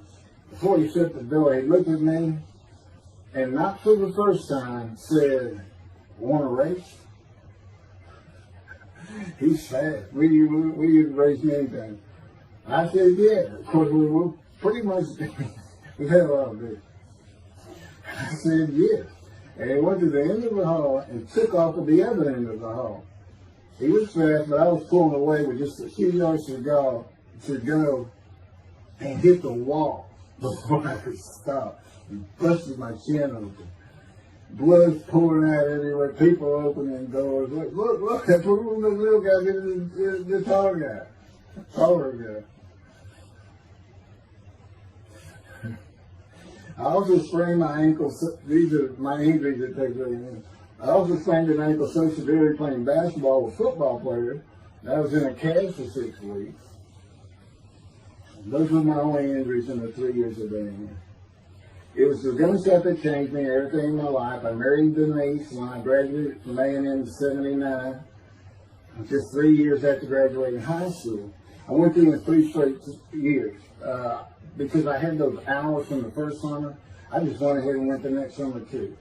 And I got out of, and I was for most A&M students for 5 years. But I went through and through. And of course that meant I never dropped a class. It also meant I had a low GPA, grade point average. And I didn't realize how important it was for admission to law school. I was denied admissions from every school across the nation I thought I could get into. I do not know how my dad knew about South Texas College of Law in downtown Houston, but he made some inquiries and found out the dean was a graduate of Texas A&M. And we're known for helping each other. We set up an appointment with the dean. I told him of my rather intense home life and wayward ways, and that the A&M had given me a chance to prove myself as a capable student. You know, he hemmed and hawed, looked around the theater, and gave me the same opportunity A&M had. 4 summer classes, D average, and no fails. I did it. I was terrible with chemistry and math, but it turns out I had good reading and comprehension. Probably from reading all those science fiction books in school. I graduated in '82, and I did great on the bar examination. T.L. McCarty, attorney at law. Who would have believed it? Which reminds me of verse 1 of Isaiah 53. Who can believe what we have heard? That's what any of my friends would say about me getting out of law school. Much less what's happening today. You go find somebody living in high school, they say, who? Oh, that can't be true. She's been out of here. I know him. Forget about it. 75. 27-year headache. I'm going to pick up with that on another video. And then that'll be it. Some general comments. 5 and 6. I'm not sure what 6 is. Yeah, 27-year headache. I'll go ahead and mention God in one of these actions. I won't say anything about the dog who took a hard left between my legs. It's about just with my knee, my leg. I won't mention that. Or hitting the big Swede on the track. And then for me, my arm just took off. I wouldn't have hit him with my right arm. The things he is doing. And getting gut shot. Yeah, I think I would have figured out, you probably shouldn't be hanging out with this sort anymore if you're going to be talking to this show and front of you. Little things like that, he controls my perception. Little things like that in my life to make sure I am the man of Isaiah 53. If anybody thinks I'm going to back off saying that, they're wrong. I have been through too much. My whole life is dedicated to this time, the day of the Lord. As a matter of fact, what about my day? I said, what about my day? Well, he said, well, first of all, God is speaking with you and living with you. Most people say that's pretty good. I said, yeah. But anyway, here's something he's promised me that he lets me check out all the time. I'm going to put on the screen.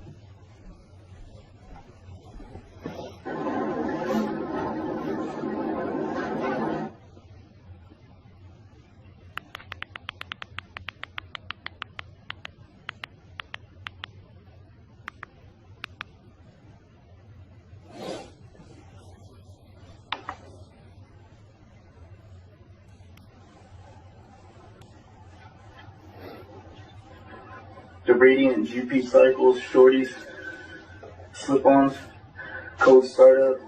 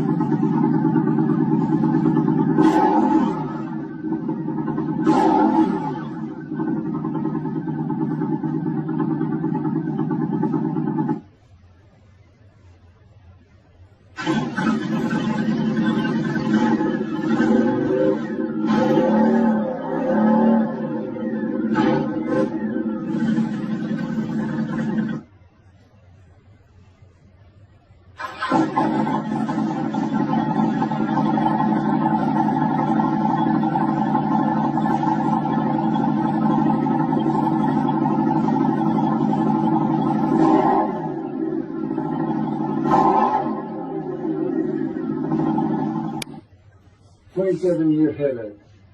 Chapter 5 of the life of God's righteous servant of Isaiah 53. The same year I graduated from law school in 1982, my son Justin was born. In 1985, my daughter Brooke was born. In 1988, my youngest child and daughter, Laura, was born. I was making good money, though I expected a lot more. And my first job with a law firm that specialized in collections. I also tried my first civil case, which, while working there, which was a nerve-wracking event, first trial. The first day I entered the courtroom, the judge asked me if I was a law clerk. I had a very youthful appearance, though I was 28 years old, not 20, common age for a law clerk. My youthful appearance in junior high school and high school with my long, wavy, blonde hair, I usually kept in a ponytail, had way too many people tell me I looked like a girl. It is interesting, though, at least to me, not one person in my entire life has ever said anything about my disfigured arm. I must have looked like a girl who would beat on you if you did. When I got mad, there was no hiding it.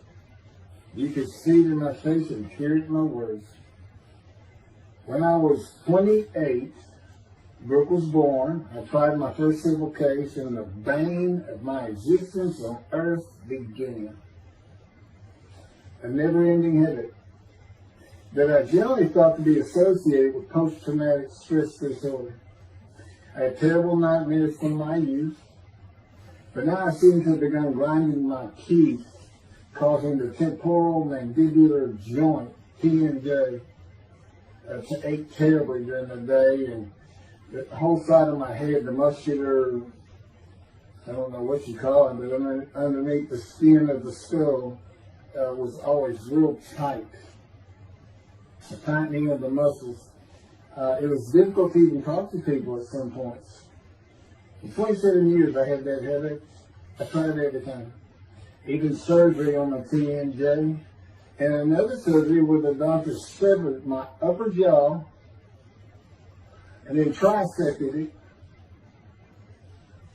from my skull and spaced it to fit my lower jaw. All to know that I could not stop the nightmares and the grinding of my teeth. Mouth guards helped my teeth, but the pressure was still there. I literally feared going to sleep. I didn't want to wake up the next day sometimes because I knew how bad the pain would be there again. It completely ended my dream of being a trial lawyer. So I got an associate position in an oil and gas firm and began learning how to prepare title opinions for oil and gas companies on tracts of land they plan to drill on. Basically, a title opinion is you start insolvency, which is when the state granted the land to someone, usually great, large tracts of land, and from there you get parceled out and cut up, and I'd be chasing one small tract within a very large one almost 200 years ago in the early 1800s, and I would have to create genealogical charts of heirship, for people who died without a will. And they had to know who the family members were, and I got very good at it, and I really enjoyed it. I did a small towns throughout Texas, and into their courthouses where they would keep all the records of every transaction, of every piece of land in the county. But anyway, there's an awful lot to it. I do go into it in some detail in the book, but I'm not going to for this video.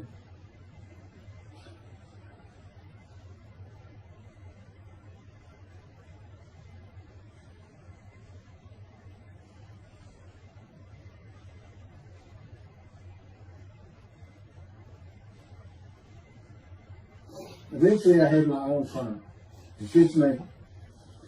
I had my own office, and I was doing very well, though billing hours for title work is generally lower than other areas of the law, by the hour.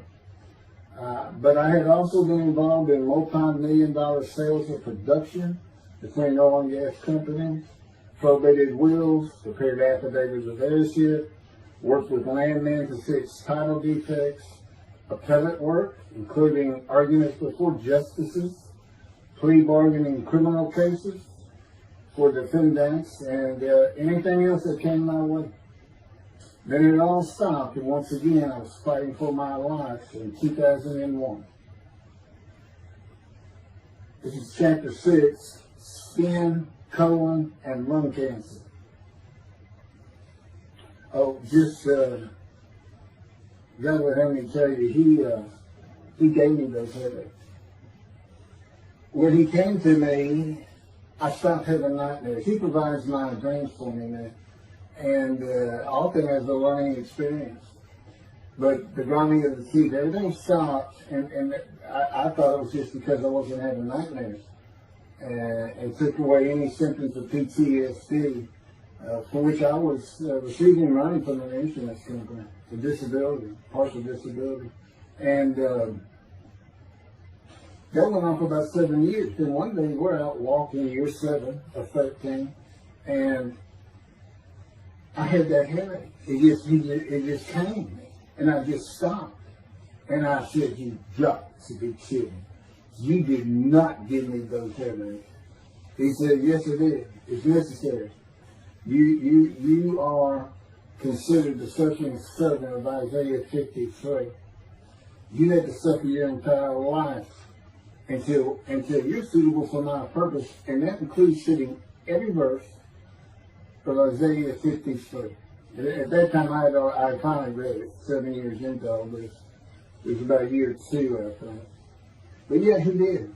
And, you know, I ended up taking painkillers left and right and drinking liquor, as so many people do.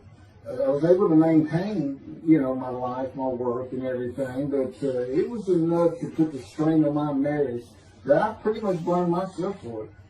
And I told him, I did. That's the only time I got hot. Dysphagia me, gut shot, those things, they didn't bother me. But I said, you know, you hurt my children terribly with that. Because I became a bad father. I mean, I wasn't the father I could be. I mean, they love me and I love them. We don't have any serious risks. They're off living their lives and they're all doing great.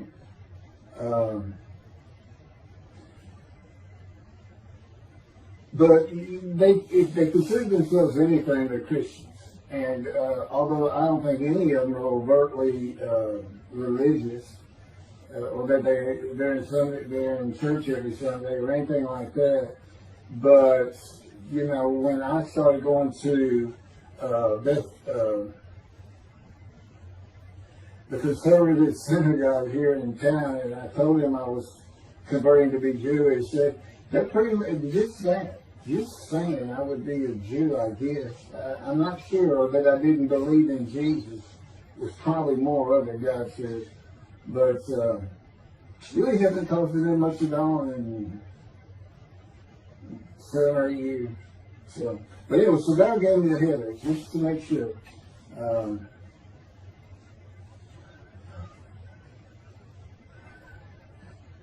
Anyway, I was married to Denise for 18 years, and we divorced in 1997 for irreconcilable differences. We agreed that she maintain custody of the children. The first to leave was Justin, and he came and lived with me. Then Brooke started getting in trouble, who is, as tough as she is beautiful. Her mom's very difficult to get along with. Justin was a lot like me at his age. And trouble followed him everywhere he went. Like me, he was hard to talk to, and like me, his getting out of high school was a coin flip. He's doing great. He learned the oil and gas landman business, and I helped him out as much as I could, and friends of mine helped him out even a lot more. And he's very successful in it. Married, no children. Laura's married, no children. She's got a great job. And Brooke is married with 2 children. I have 2 grandchildren. Long life, fetus children. You'll see what I'm talking about, long life, when I get to lung cancer that God chose to crush me with. Something had to be done, and to make matters worse, Denise had met a man, and they were going to get married. But he didn't want Brooke. to be part of their new family, or Justin for that matter. He wasn't going to go stay with them anyway. Now, I had 2 of the children, and she had 1, but all still in her custody according to the divorce decree. So anyway, I stopped paying child support on those 2.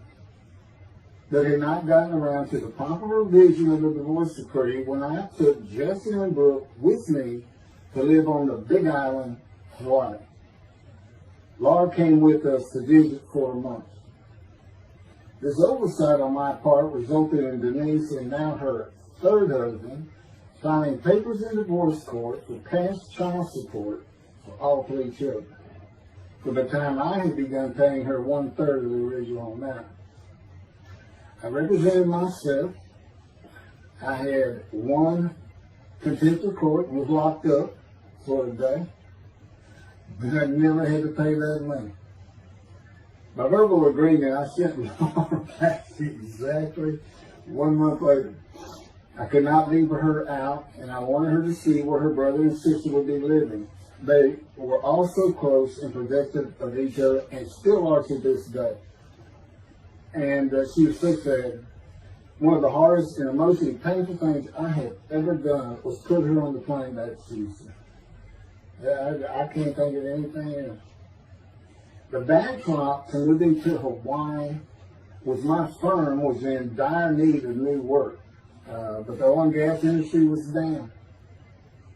It's always up and down. And my clients were not drilling. A landman I knew called and said his sister in Hawaii, a brilliant eye doctor, but not a good businesswoman, needed help resolving creditor issues stemming from her new offices and equipment purchases.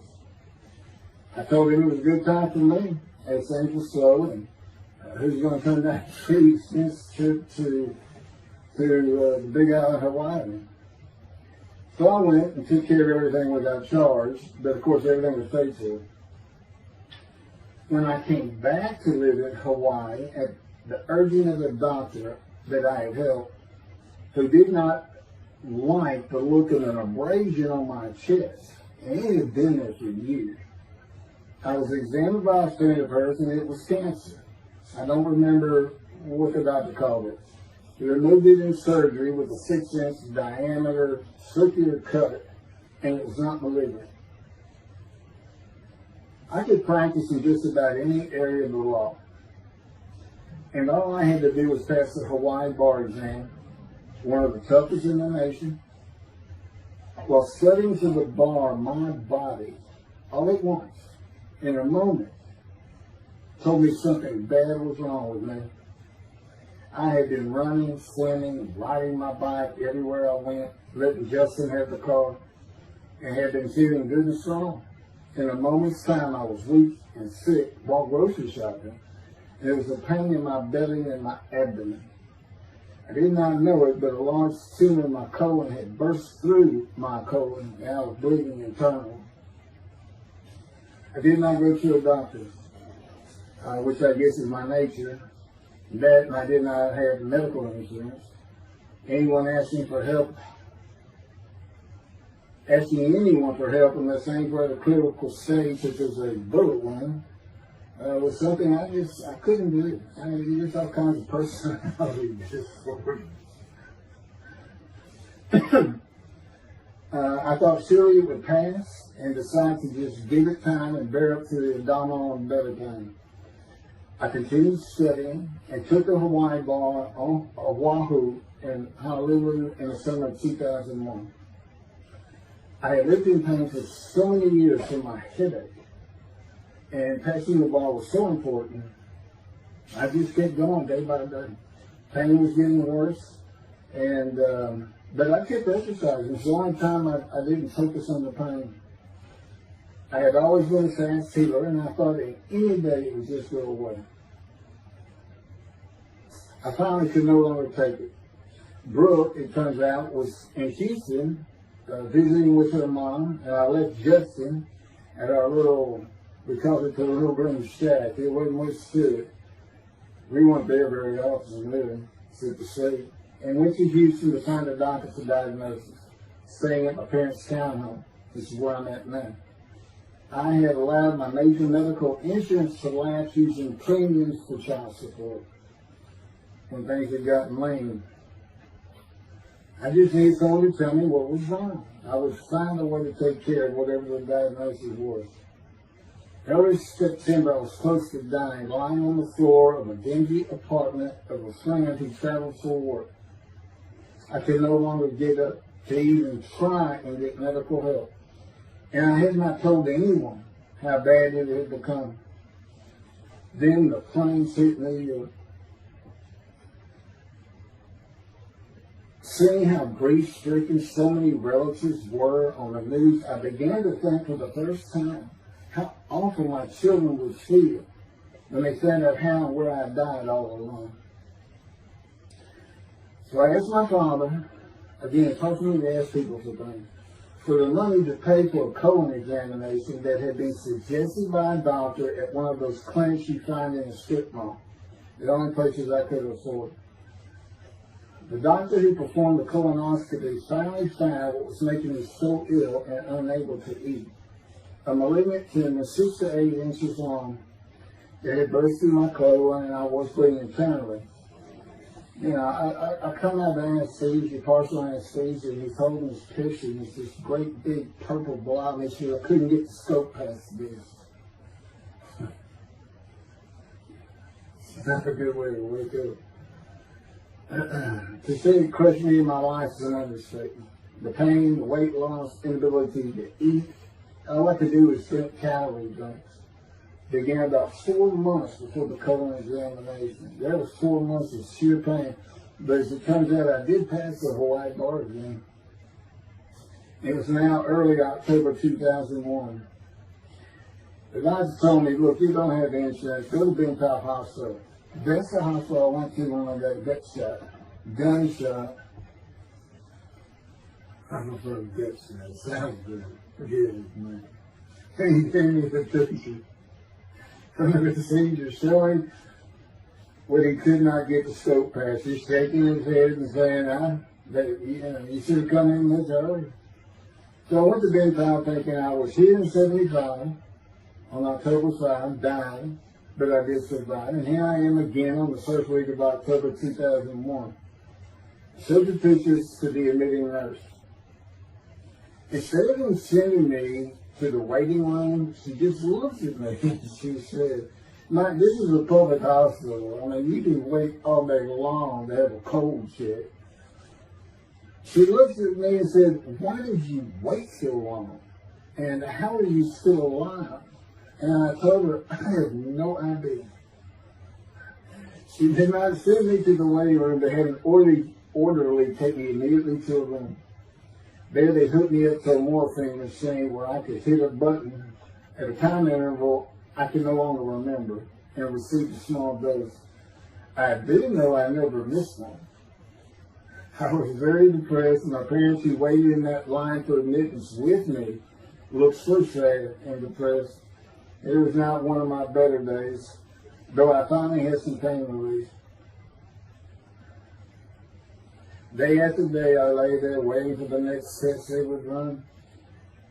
It was during this time I received notification that Denise had filed papers in the divorce court to recover monies for the time I was taking care of 2 of the children. That's also when I received notification from Hawaii that I had passed the bar exam. So, you know, Bentown Hospital, what a lifesaver. I mean, young surgeons in like Baylor University, medical schools, you know, it's a prime position to get your hands on if you're going to be a surgeon. Because you're in surgery all day long and all night long as you can stand up. They're bringing people in. It's just a real hot spot in Houston and a great hospital. But it's not a place you want to stay. You really don't. My doctor would come in and be out so fast, I never knew what was going on. He did tell you my previous surgery to my abdomen, where they opened me up from stem to sternum, complicated removal of the tumor. On October 25, my son's birthday, who was now stuck in Hawaii, They cut me open again and removed the tumor. It was about a week or so later, I was released with a schedule for chemotherapy. I returned to the dingy apartment all alone, and I just stared at the television for weeks. I did, and chemo is so depressing for those who have to go into it. A small room with big chairs for about 20 people who all look like death, including me. Everyone with an assortment of bags of chemo dripping into our arms for hours. It took about 8 hours before I really got sick from it. And I had to park a long way to avoid paying for parking and drive a long way to the apartment. It was a very gloomy fall in winter. When I completed my chemo of once a week for 6 or 9 months, more tests were scheduled. I do not remember how many months the chemo lasted. I do remember I did not finish, missing the last 3 sessions. At the end, I could not get out of the door without bursting into tears and just not going. It just wore me down to nothing. On the right side, it was my door. I had my own apartment called the Loft. It was brand new and very nice on a bayou close to downtown Houston with a running trail alongside it and lots of woods near Memorial Park where I had been running a 3-mile circuit since high school. I returned to being called for follow-up tests, including x-rays of my chest, and the colon cancer had not returned then and to this day. The chest x-rays were another matter entirely. The doctor told me he had bad news and showed me the x-rays telling me the white spots I was seeing was cancer. They were everywhere. Lungs full of cancer, he said, at a stage I could not be treated with any success. My dad was with me, and I asked the doctor, well, what does that mean? And when he said you need to prepare for death, the look on my father's face was so sad and hurt at the same time I'll never forget. And we've been through some tough things in this house, every house we've been in. It didn't affect me one bit. I did not feel anything. I was too deep down from the chemotherapy repair I did. God tells me I had a lot to do with that. In fact, I just, no matter what they said, I didn't think I was going to die. But I didn't know that. I just wasn't having that conscious thought. And that's what he had a lot to do with it. And of course, he hadn't spoken to me yet.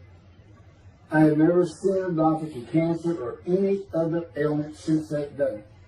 I had to get Justin home was all I thought about, but I needed money. I found an old client that needed a tile penny for a drill site well. I struggled through that and got my boy back to Houston. And it was tough. I was so weak. And it's been so long since I really had done any title work. And just going to pick the work up and visiting with the client was the major to-do for me. But we got there and I got Justin home and he went to live with some childhood friends. This is now 2002 and going into 2003. I just walked all over the running trails in a 3-mile loop at Memorial Park and in the woods day after day. I didn't think about dying, but I did start. But I did not think about suicide in my law practice either. I watched a lot of television and played video games. I watched the Tour de France for the first time and got inspiration from Lance Armstrong. I was still alive though, and the funny thing was my lungs never bothered me. I was never sick. It's because God had already removed it. After I got the news I was dying of lung cancer, he took them from me. That's what he told me. And I don't have any symptoms. Well, you'll see right here, in 2005, I picked up some title work here and there and made an office out of my loft. I bought my first motorcycle, soft-tailed lowrider Harley Davidson. First time in many years, I was happy. I love riding that bike. In 2006, I did some landman work for standard day wages and began dieting and running.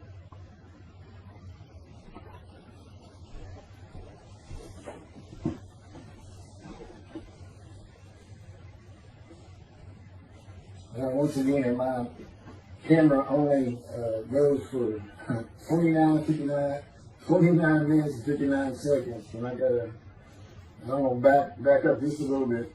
In 2006, I did some land work for standard day wages and began diving and running. I had never been a swimmer in terms of training for it. I love the water and swimming, but I never trained with laps of different paces and various distances. Mostly because I was so slow, because of my right arm. I was reaching an age, though, where endurance in my running was more important than speed. And so endurance swimming was too. In Hawaii, I had seen the athletes come to Kailua Kona, where we live and where the Ironman triathlon begins and ends. Matter of fact, my little green shack was just right on the route where they start. That was a fun week. It was amazing watching the athletes train and prepare for the race. I would think to myself, a human being, a human body cannot do what they are doing. Yet they were and they did. It's just amazing.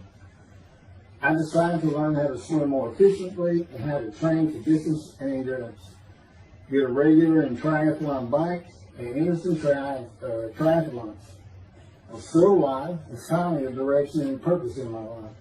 Training every day for long periods of time. It really helped with my headache and I slept better. In 2007, I signed up for the March 30, 2008 Lone Star Half Iron Triathlon in Galveston, Texas, and the October 5, 2008 Longhorn Ironman 70.3 in Austin, Texas. You cover 70.3 miles, and you got to do it under 8 hours. And I did real well on the first one. As far as my time, it's 7 minutes, 7 hours and a little bit, but I barely made it without disqualification in the one in Austin. And it was primarily because of the hills. It's this very hilly area in central Texas, I did. But I did make it, and before I'd never did another one. But I did it after the first one too. It's tough. My insurance is still paying for my inability to work, primarily based on the headaches and a diagnosis of PTSD. So I was not working, and I got real serious and trained to swim the 1.2 miles in the ocean, and that would be in Galveston and in a lake in Austin. 56 miles on the bike and a half marathon, 13.1 mile run. That's what I was able to do with a diagnosis in 2001 of lung cancer that could not even be treated, stage 4. And that's just about impossible. It would take a miracle of God for that to happen, because generally you're going to die within 1 year. They say if you get lucky with good medical treatment, you might make 5 years. But 1 year is standard, if you can make it that long. That's not proof that I offered myself to guilt for God. Because you can't, it's not something provable. All you can do is see the result of that offer. And again, guilt and emotion. I got voice videos and everything to get too detailed on it. But that is the proof. You know, I got the colon cancer 20 years ago when the plane hit New York. And it's 2000. But that was 2001, right? Too many things go through my mind when I start thinking about those cancer years. But God, He removed it. He had something for me to do, but that's verse 10. God chose to question what this be. And as I've mentioned, the reason He chose that is to show that I was blemished. The fact that could not possibly be an offer for sacrifice, because He knew what the Gentiles were going to do. They were going to put an unblemished lamb in there and call the Jewish people's Bible their own, and use the laws of Leviticus, not unlike Mr. Toby the Singer and his 6 million blemished lamb sacrifice by Hitler, the righteous servant of God. How that seems to read. He's welcome to respond any way he wants to do that. But it's on the video, it's in the book, it's in quotes by him from his midrash, from his site, and he said, share this with everybody. Everybody can take it. Just share how great my knowledge is. Well, it's lacking in some areas. There's no question he's an intelligent man, but his reasoning capabilities, in my opinion, at least as to Isaiah 53, are severely wanting. I am that man. And God's going to give Christians hell with it and with me. Just like I just heard this for the first time on the video. When all of a sudden he had me say that Jesus announced he wasn't the man of Isaiah 53 on the cross when he said, Father, Father, Father, why are you forsaking me? Because he was about to die. In Isaiah 53, who he thought he was, and he's not, he doesn't fit the verses, but he thought he was, he's supposed to be exposed to death. But given long life, so boldly he goes into the Roman Jerusalem and gets himself taken up. He's not worthy. Delusional, yeah, maybe, but as far as I'm concerned, he's nothing but a story. He never existed. And the story starts with the ascendance of the Red Sea Scrolls and the teacher of righteousness. Real quick, I'll go over that. Here's the thing. Their founder is called the teacher of righteousness. Okay? They were great followers of Isaiah. They had the great scroll of Isaiah. They're prolific writers and copyists. They have their own gate at Jerusalem. The Ascends Gate. Now, the New Testament never mentions them.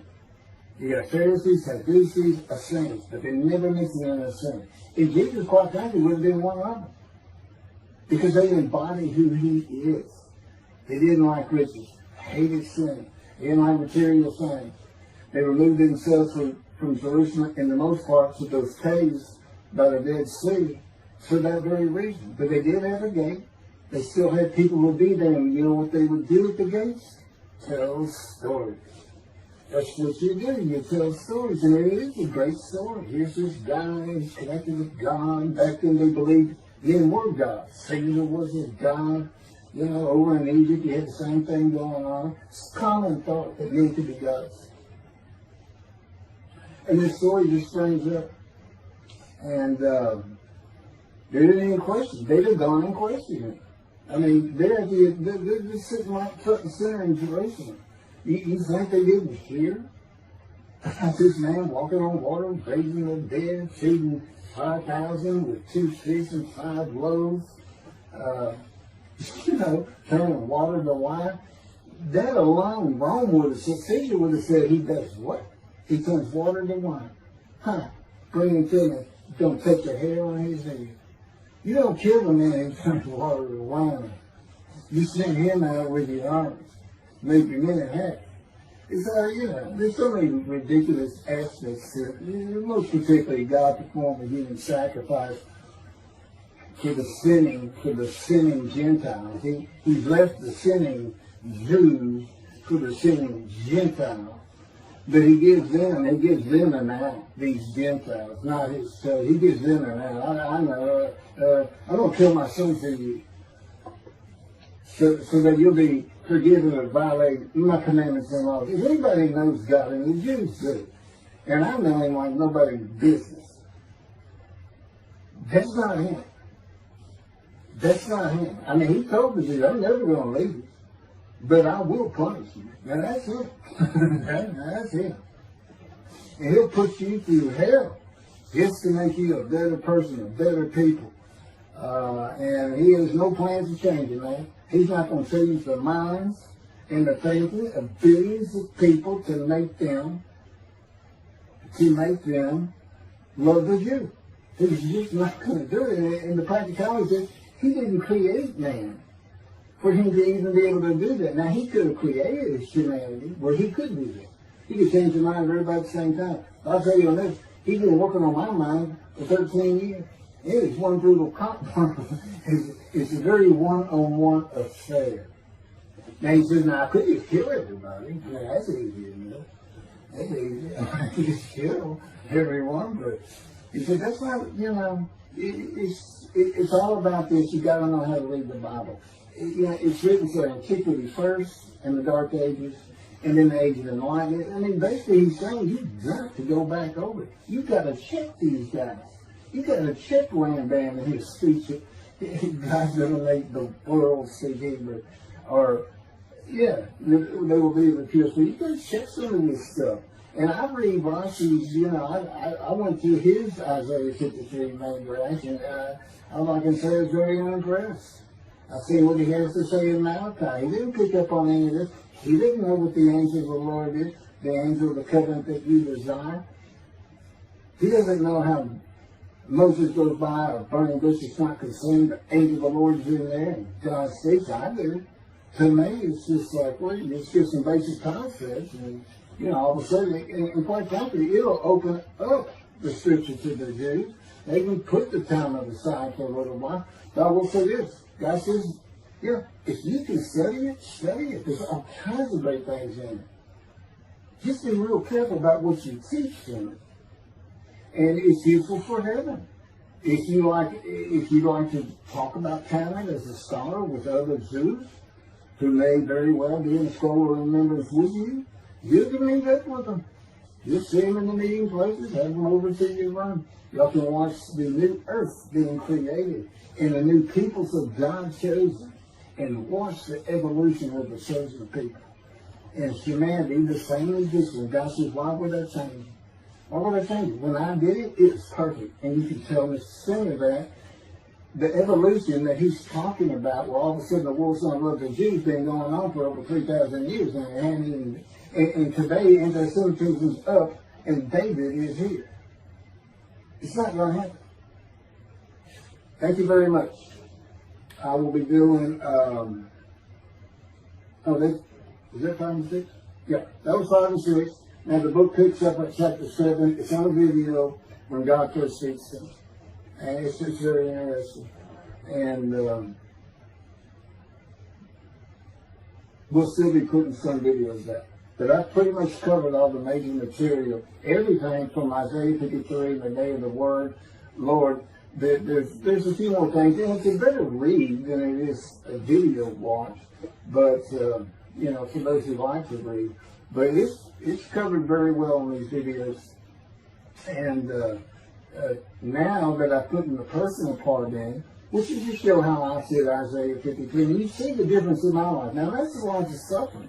That's a life of pain. That's a life of familiar with disease. They said, gee, when he died on the cross, he stirs. He was scourged, and this and that. You know how much he suffered in his life? I mean, he's not even in the conversation as a man of suffering. He's not in the conversation. Thousands and thousands and thousands of people died horrific deaths back then, and by crucifixion.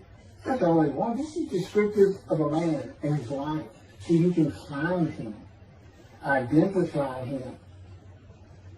And what did he do? He never suffered. He's never sick, ever. Until the last day of his life. 30 years old, he's got one baby under his belt is pain and suffering. Yeah, to me, that's not, you're not even in a conversation. I mean, that's nothing. That's not being suffering. That's just, you're a bad death, sorry. You got whipped first. You got whipped. One gospel says that the scourging was an open-handed slap to the face. Now, the other three do say scourge. And then every movie you see, he's carrying that cross, he's all whooped up and bleeding, this and that. He carries the cross in one gospel only. In the other three, it's carried for him. And then he's on the cross, and what does he do? Father, Father, why are you forsaking me? And then the gospel says, one of them, and then he gave up the ghost. He gave up and died. I laid in the back of the ambulance for 8 hours, doing everything I could in my power to stay alive. Just gave up the ghost. There's another video where we make that a little bit more humorous. Anyway, thank you for listening, and I guess that's it. Thank you.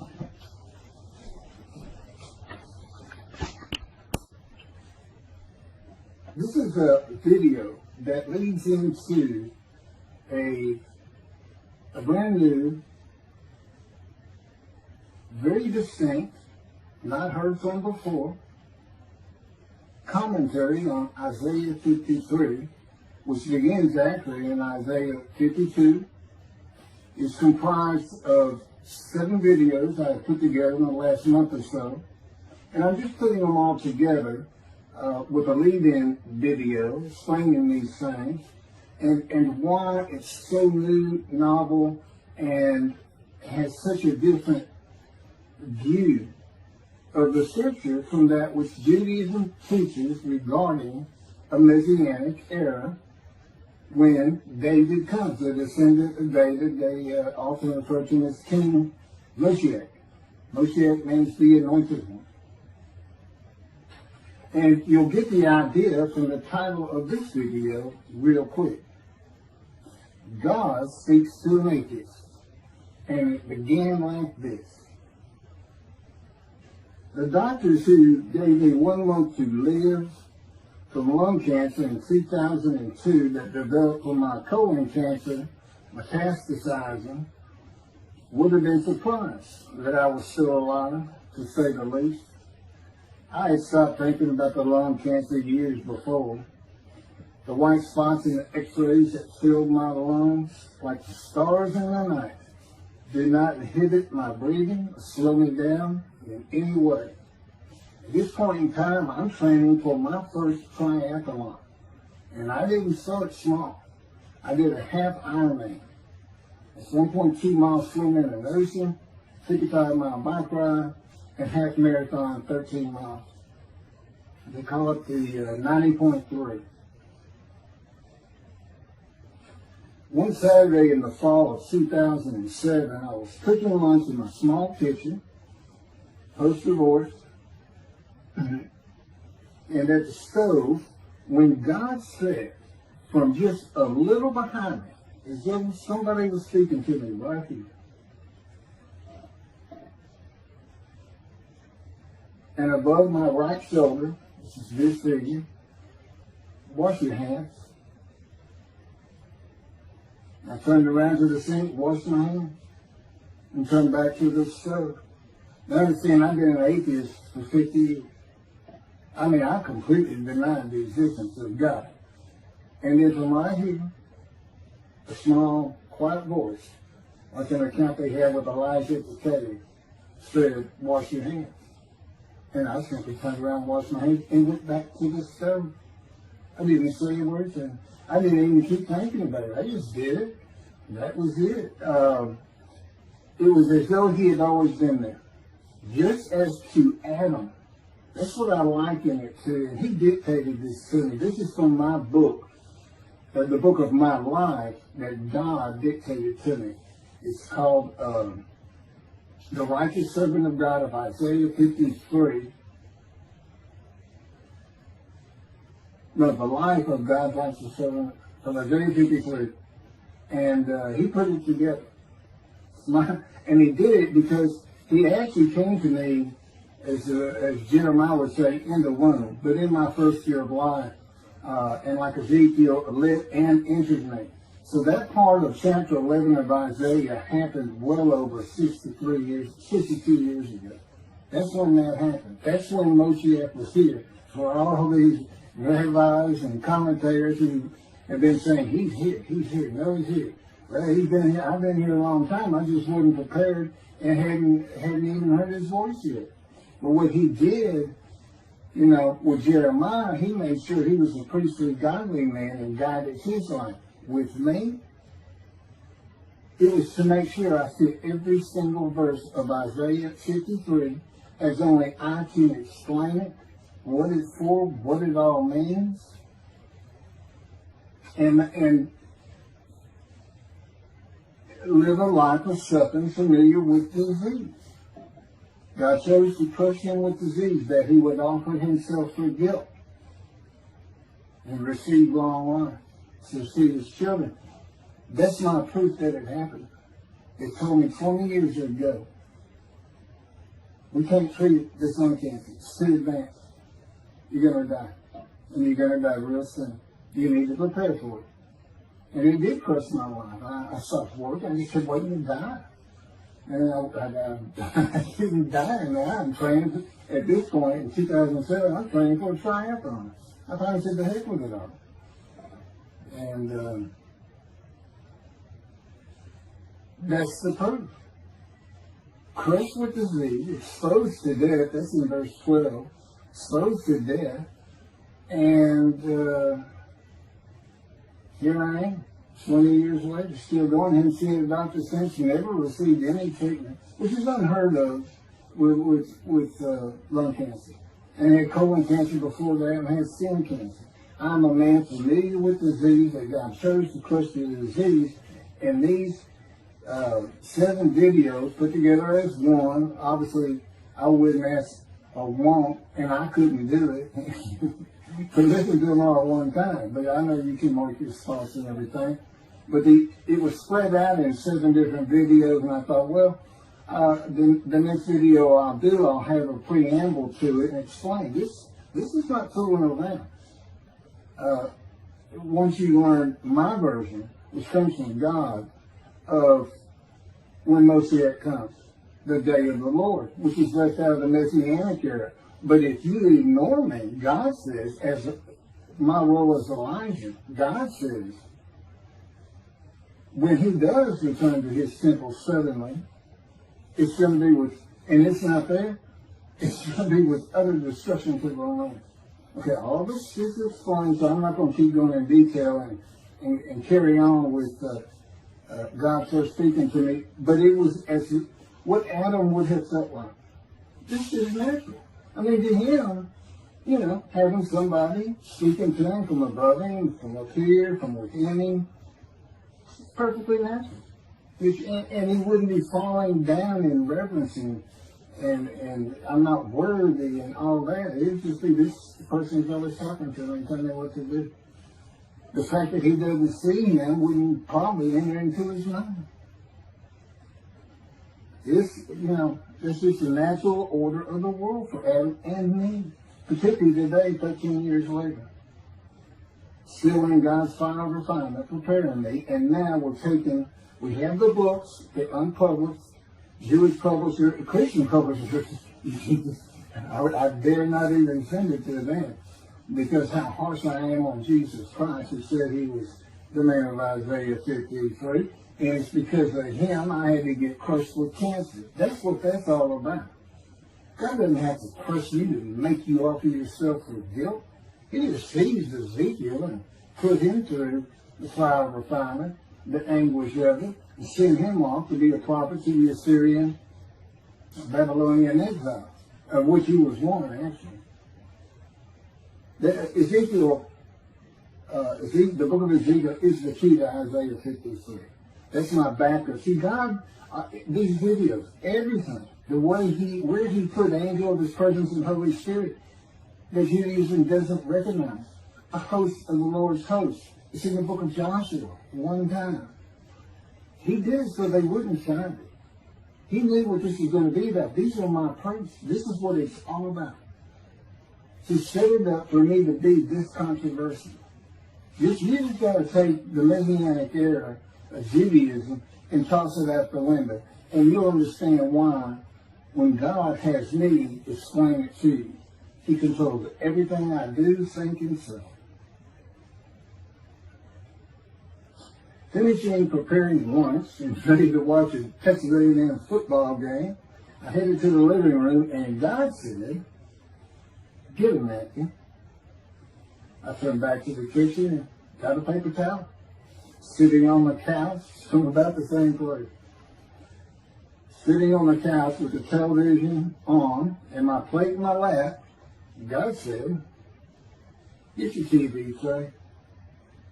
I got up, set my TV tray in front of me, and placed my plate on it, began eating and watching the game.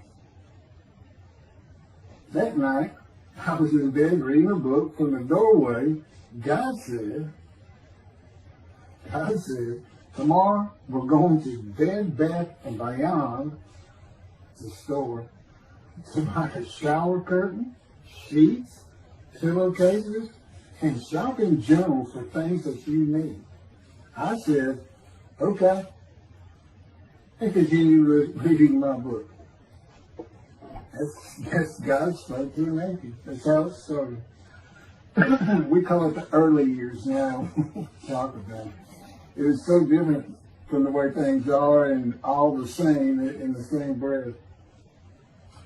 And I have since done this. It was by his power upon my emotions and thoughts that his presence with me was though he had always been there. In other words, when you read in the Hebrew Bible, God calls somebody's name like little Samuel, he says, here I am.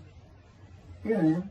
Now there's some accounts of people falling to the ground, but he can put a silent knowing to you. He can put knowledge within you, your mind, where you never hear a word from it. In other words, put into your mind, the God of all creation is about to speak to you. And he doesn't have to say, stay calm. He controls emotions.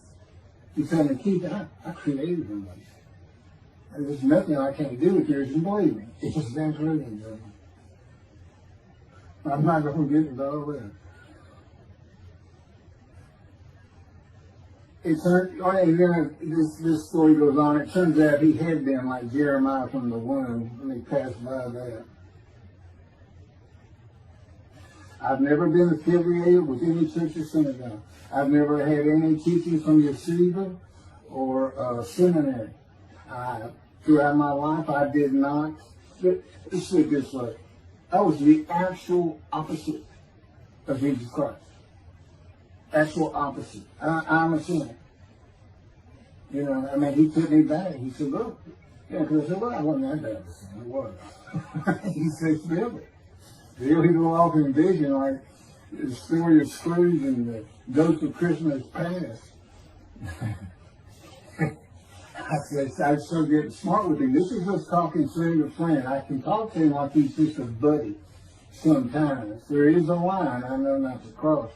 I said, why would you call that a sin? Why is that a sin? He said, keep it a sin. You lied. I said, you did good. If I didn't lie, I was going to jail. He said, but that don't make it good. I said, well, which comes first? Going to saving yourself? Or lying and so what? I didn't believe in you anyway. I wasn't worried about going to hell either. I didn't think about this thing. He's telling me, man, I didn't let you. That's why I was with you from the get-go.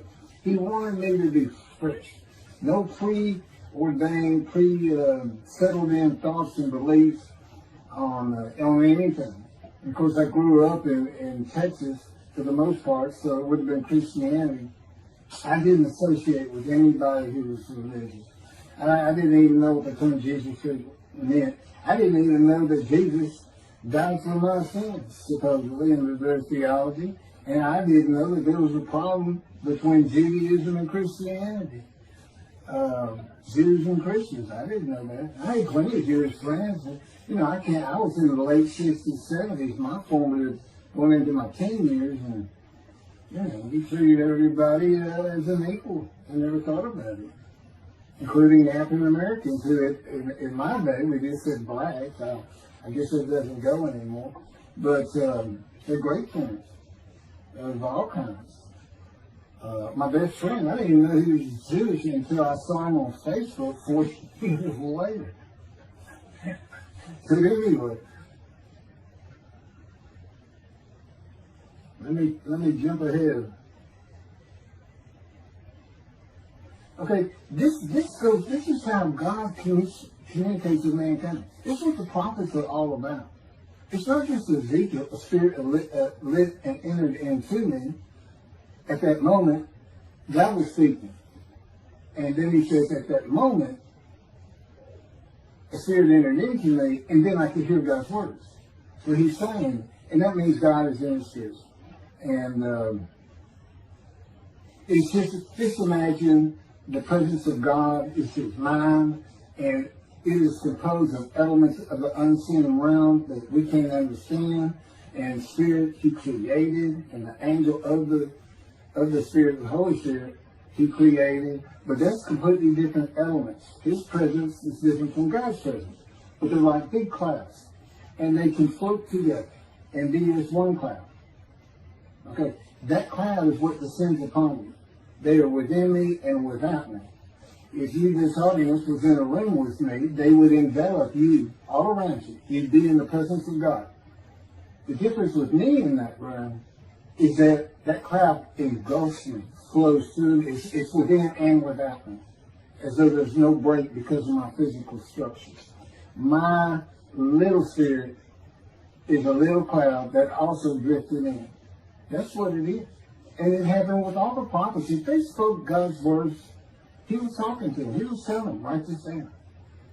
Write this down. All these 20 books or so, the books of the prophets. Ezekiel, write this down. Let's pick this up. Jeremiah, write this down. See, the time is coming. Well, that's the time in Malachi. It all comes together, and you'll find it in all these videos. So, and it doesn't just include Moses and the prophets. The man who wrestled with Jacob. Jacob says he wrestled with a man in divine being.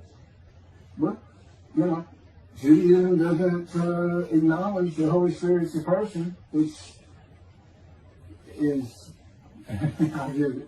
beyond belief, because there's so many references that this is clearly a person, the angel of his presence.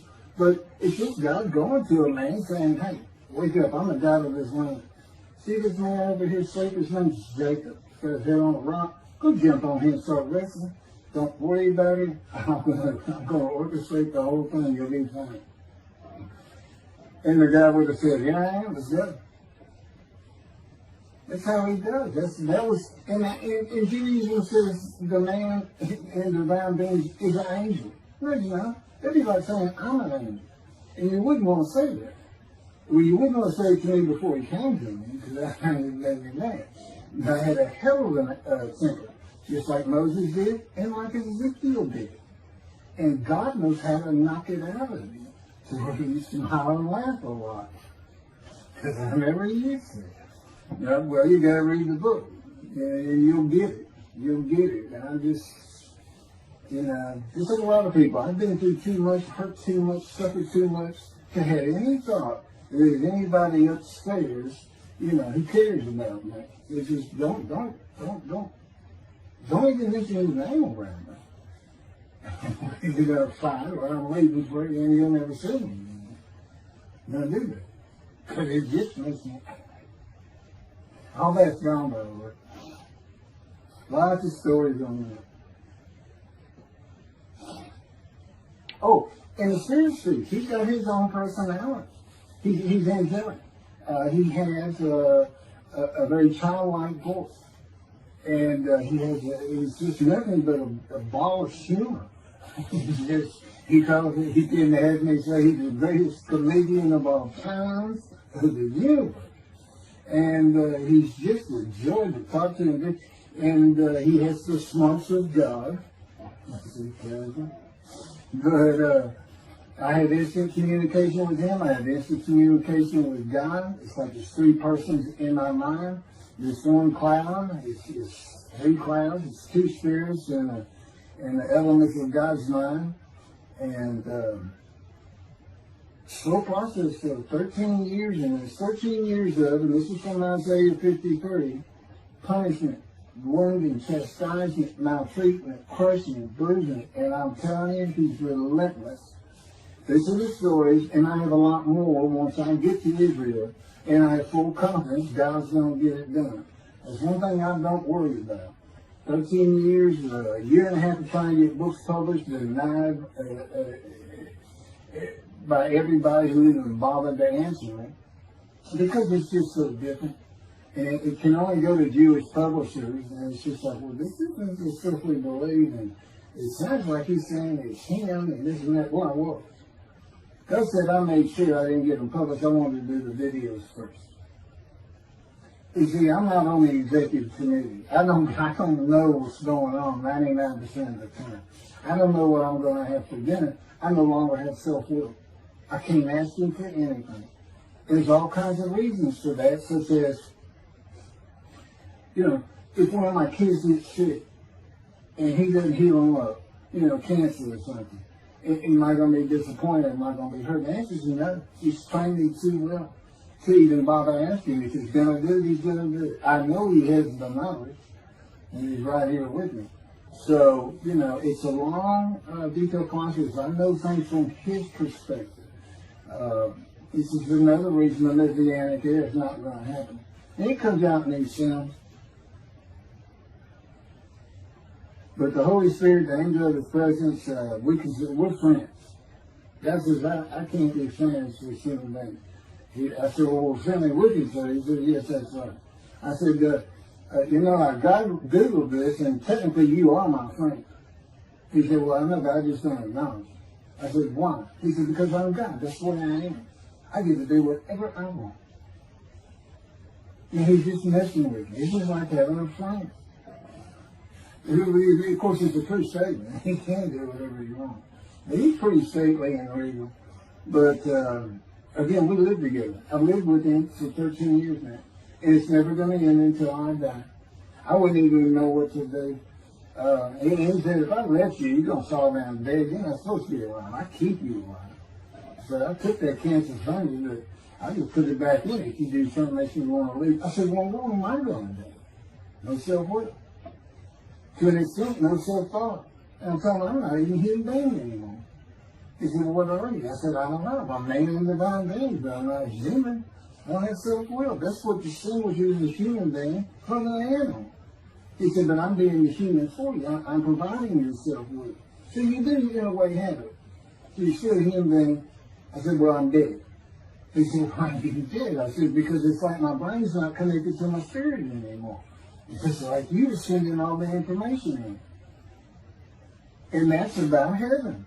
I haven't lived the existence in heaven as to my thoughts, because in heaven you won't have a mind. The heaven for the Jewish people only, I might add. You won't have a mind. God got to provide it for you. He's got to be you for you as a completely new and different creature. Still you. It's a very amazing story on how that goes. And I'm taught all these things and literally experiencing, not only in the real, but in vision. I've had more visions than, if you count every single vision in the Hebrew Bible and the New Testament, I've had easily double that. And I'm a walking visual. God's communication, and this actually shows up in the story of Moses, you won't let me tell right now. But he puts images in your mind. Instead of saying a sentence, you get something in your mind, a picture. Anyway, I call it visuals. And you can be wide awake for those. And I can be in vision wide awake. Okay, so we finished our shopping. You get shower curtains and everything. And God said, let's go to the bookstore and get you a Tanakh. To which I replied, well, what's the Tanakh? I didn't Hebrew Bible, okay. Well, I know the Holy Bible, the New Testament and Old Testament. And on we go. I'm starting to learn for the first time. At Barnes and Nobles, we looked at all the Hebrew Bibles and purchased the Jewish Publication Society's Tanakh, the Holy Scriptures, which is a translation that began in 1956 and was published in 85. And then he spent 30 years on the Leningrad Codex, the oldest Hebrew Bible in existence. It started from scratch. I hear these rabbis and people saying, well, I know what these translations are, this and that, and this, and God says, just go with the JPS. They hear it right just about every single time. I've only found one thing that I don't understand how they miss it. But it's in 53. It's the 1985 edition. That's the best translation you can get out there. And I don't just hear God say to me. His presence is heavy. And I'm also, it says he pinned Ezekiel's arms behind his back with his cords of power. And by his cords of power, Ezekiel could not leave his house. That's in Isaiah 53. He took him from the land of the living. Took him from society. The man of Isaiah 53 lives, so he's taken from society, but that doesn't, from the land of the living, that doesn't mean he died. And there's no crucifixion in 53. So You start to see how Ezekiel is so important in this. And that's where you find out about the covenants of friendship that come with God in the day of the Lord when Moshiach comes. Again, you don't hear anything about it in this Messianic era. I'll tell you this. I think the Jewish people are going to like this better. I think throwing out all that rubbish Judaism's been teaching from back in antiquity, that's where they're stuck, and see what's really going to happen with God coming back, a man in divine being, with the capabilities of Moses, Elijah, descendant of David, all their attributes, okay, are in me. I can be each and every one of them, and I can be all four of them at one time. And God can speak to me. So, it's going to be fun, and he wants a simple rebuilt. That's the purpose of Isaiah 53. It says, a purpose which not possible of God. But it then tells what the purpose is. Well, we find it in Malachi 3. I sent my messenger before me to clear the way for me, and I shall return to my temple suddenly. But the covenant that comes with David says, I'm going to place my sanctuary amongst you. He already knows it's not going to be there. And then we have Elijah in Malachi 3. Well, he's got a purpose that might prosper. And if it doesn't, God comes with utter destruction to the land. And again, you don't hear it with the Messianic era. Utter destruction to the land. There's 7 million Israeli Jews. How can you not read that and go, that sounds an awful lot like, I'm going to raise up armies against you. How can you just ignore that? Well, anyway, we're going to see stuff. And the purpose that might prosper, I never believed that. I think they just puts the man of the righteous servant of God in 53. I think that puts him with, he's got the same purpose as Elijah. Elijah's supposed to bring the families back together through the laws and teachings God gave Moses, or being mindful of them. That's the new covenant. It's an amendment. It's an amendment that also has a new inclusion of sin forgiveness. Over the last 63 years, God's presence has resided in Texas, Louisiana, Florida, and Hawaii. And he is more than ready to return to his land, Israel. Because wherever I am is where his presence is, and those are all the different states I lived in over this time period. Wherever I go. And in fact, if you see me in Israel down at the old city or down at Tel Aviv, you can turn to your friend and say, hey, I know where God is.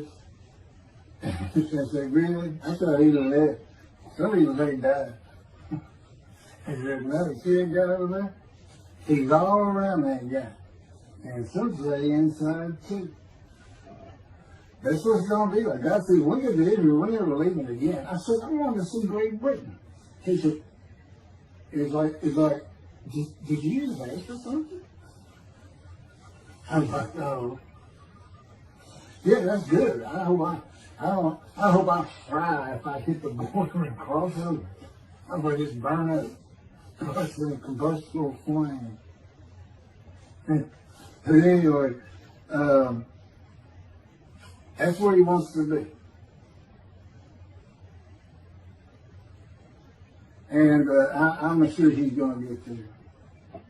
This purpose that might prosper, again, I think it just shows the purpose of the righteous servant and a purpose of Elijah.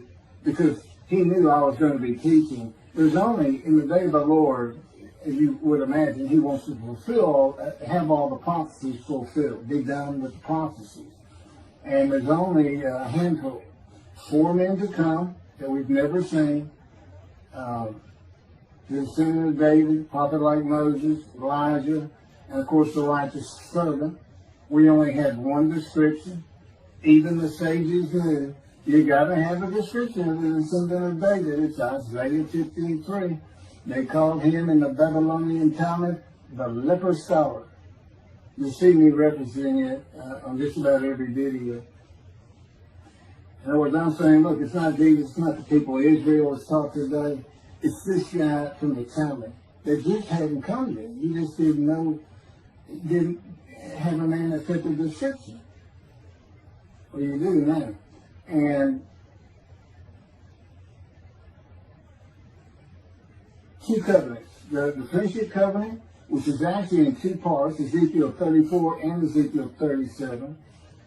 One part of which is, I'm going to put my sanctuary amongst my people. And the other part, interesting enough, has to do with the land blooming again, which is Jeremiah 31. See, a time is coming, the land will bloom again. See, a time is coming, the cities after desolation of many years, 2,000 plus actually, will be restored and Jerusalem rebuilt. And the Jews shall never be defeated again. Okay, now we just talked about other destruction, likened to armies being raised. But here it is in this friendship covenant, in this, Jerusalem being rebuilt. If that's done, then you'll never be defeated again. So, you look at it and go, well, there's kind of a problem between those two. And what I think it means is he's going to get the temple built now that Jerusalem's been rebuilt and he's come. That this might prosper, because it kind of gets it. So what is the purpose of God might prosper? Who thought you could do everything? And he said, well, in large part, my people got to listen to you. They got, especially the rabbis, they never listen to my prophets. They're all full of themselves. And they know everything. Well, he starts getting angry. And see, that's not good for me. Because all of a sudden he wants to make me better, which means suffering. You gotta keep them away from those movies. I feel the spirits. They're not funny. Get the funny guy around here. We talk friend to friend too. Well, anyway, I'm going to let you. There's a lot more, but this story is in my book. Hopefully, after spending time and understanding who I am, and this is here. It's happening. I don't care what the rabbis think or say. Look, I'm a prophet of God. I'm a man in divine things. If I say something contrary to what they think and say and believe, they're wrong. Automatically. It's a given. Because God is telling me all these things. It's his book. They're wrong automatically. And he is livid that I'm having this problem with Isaiah 53 being the people Israel. Well, it's in the videos, but you ought to see the arguments they really put back before that, for Isaiah 53:10. And other verses. Rabbi Tobias Sandrab, Judaism, he went Christian. The Christians went to the laws of Leviticus, animal sacrificial laws, and said Jesus is the unblemished lamb. That's why, and they're using, Leviticus where you could offer a lamb and for unintentional sins, but nevertheless, they turned it into, he was a human sacrifice. Which he says himself. He says, God no longer wants bulls and goats for sin. He prepares my body for sacrifice. He's really talking about it. And God made the sacrifice to Gentiles so that they didn't have to obey his commandments and laws. From an atheist who comes in with no religious background, I read that and I look up face to face with God wherever he is at that moment. I said, you gotta be kidding me. People believe this? He said about 2 billion right now. So I'm not going to bother trying to tell you how many there's been in 2,000 years. I made a human sacrifice for me so I can go to heaven. And I can go kill somebody if I want to. I can go beat my wife and my kids. I said Jesus again. God was teaching me the New Testament, and this guy at one of these mega churches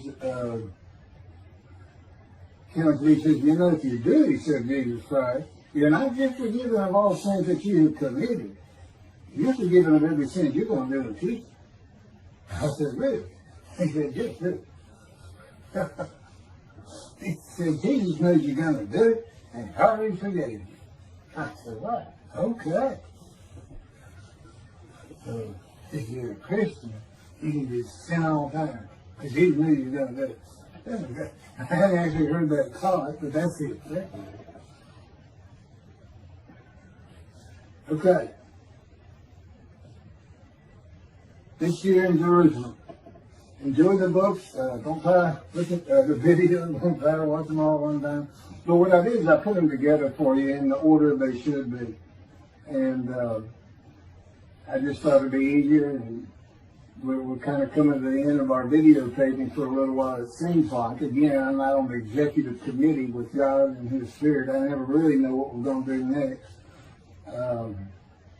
And the books are at keithmccarty.wordpress.com.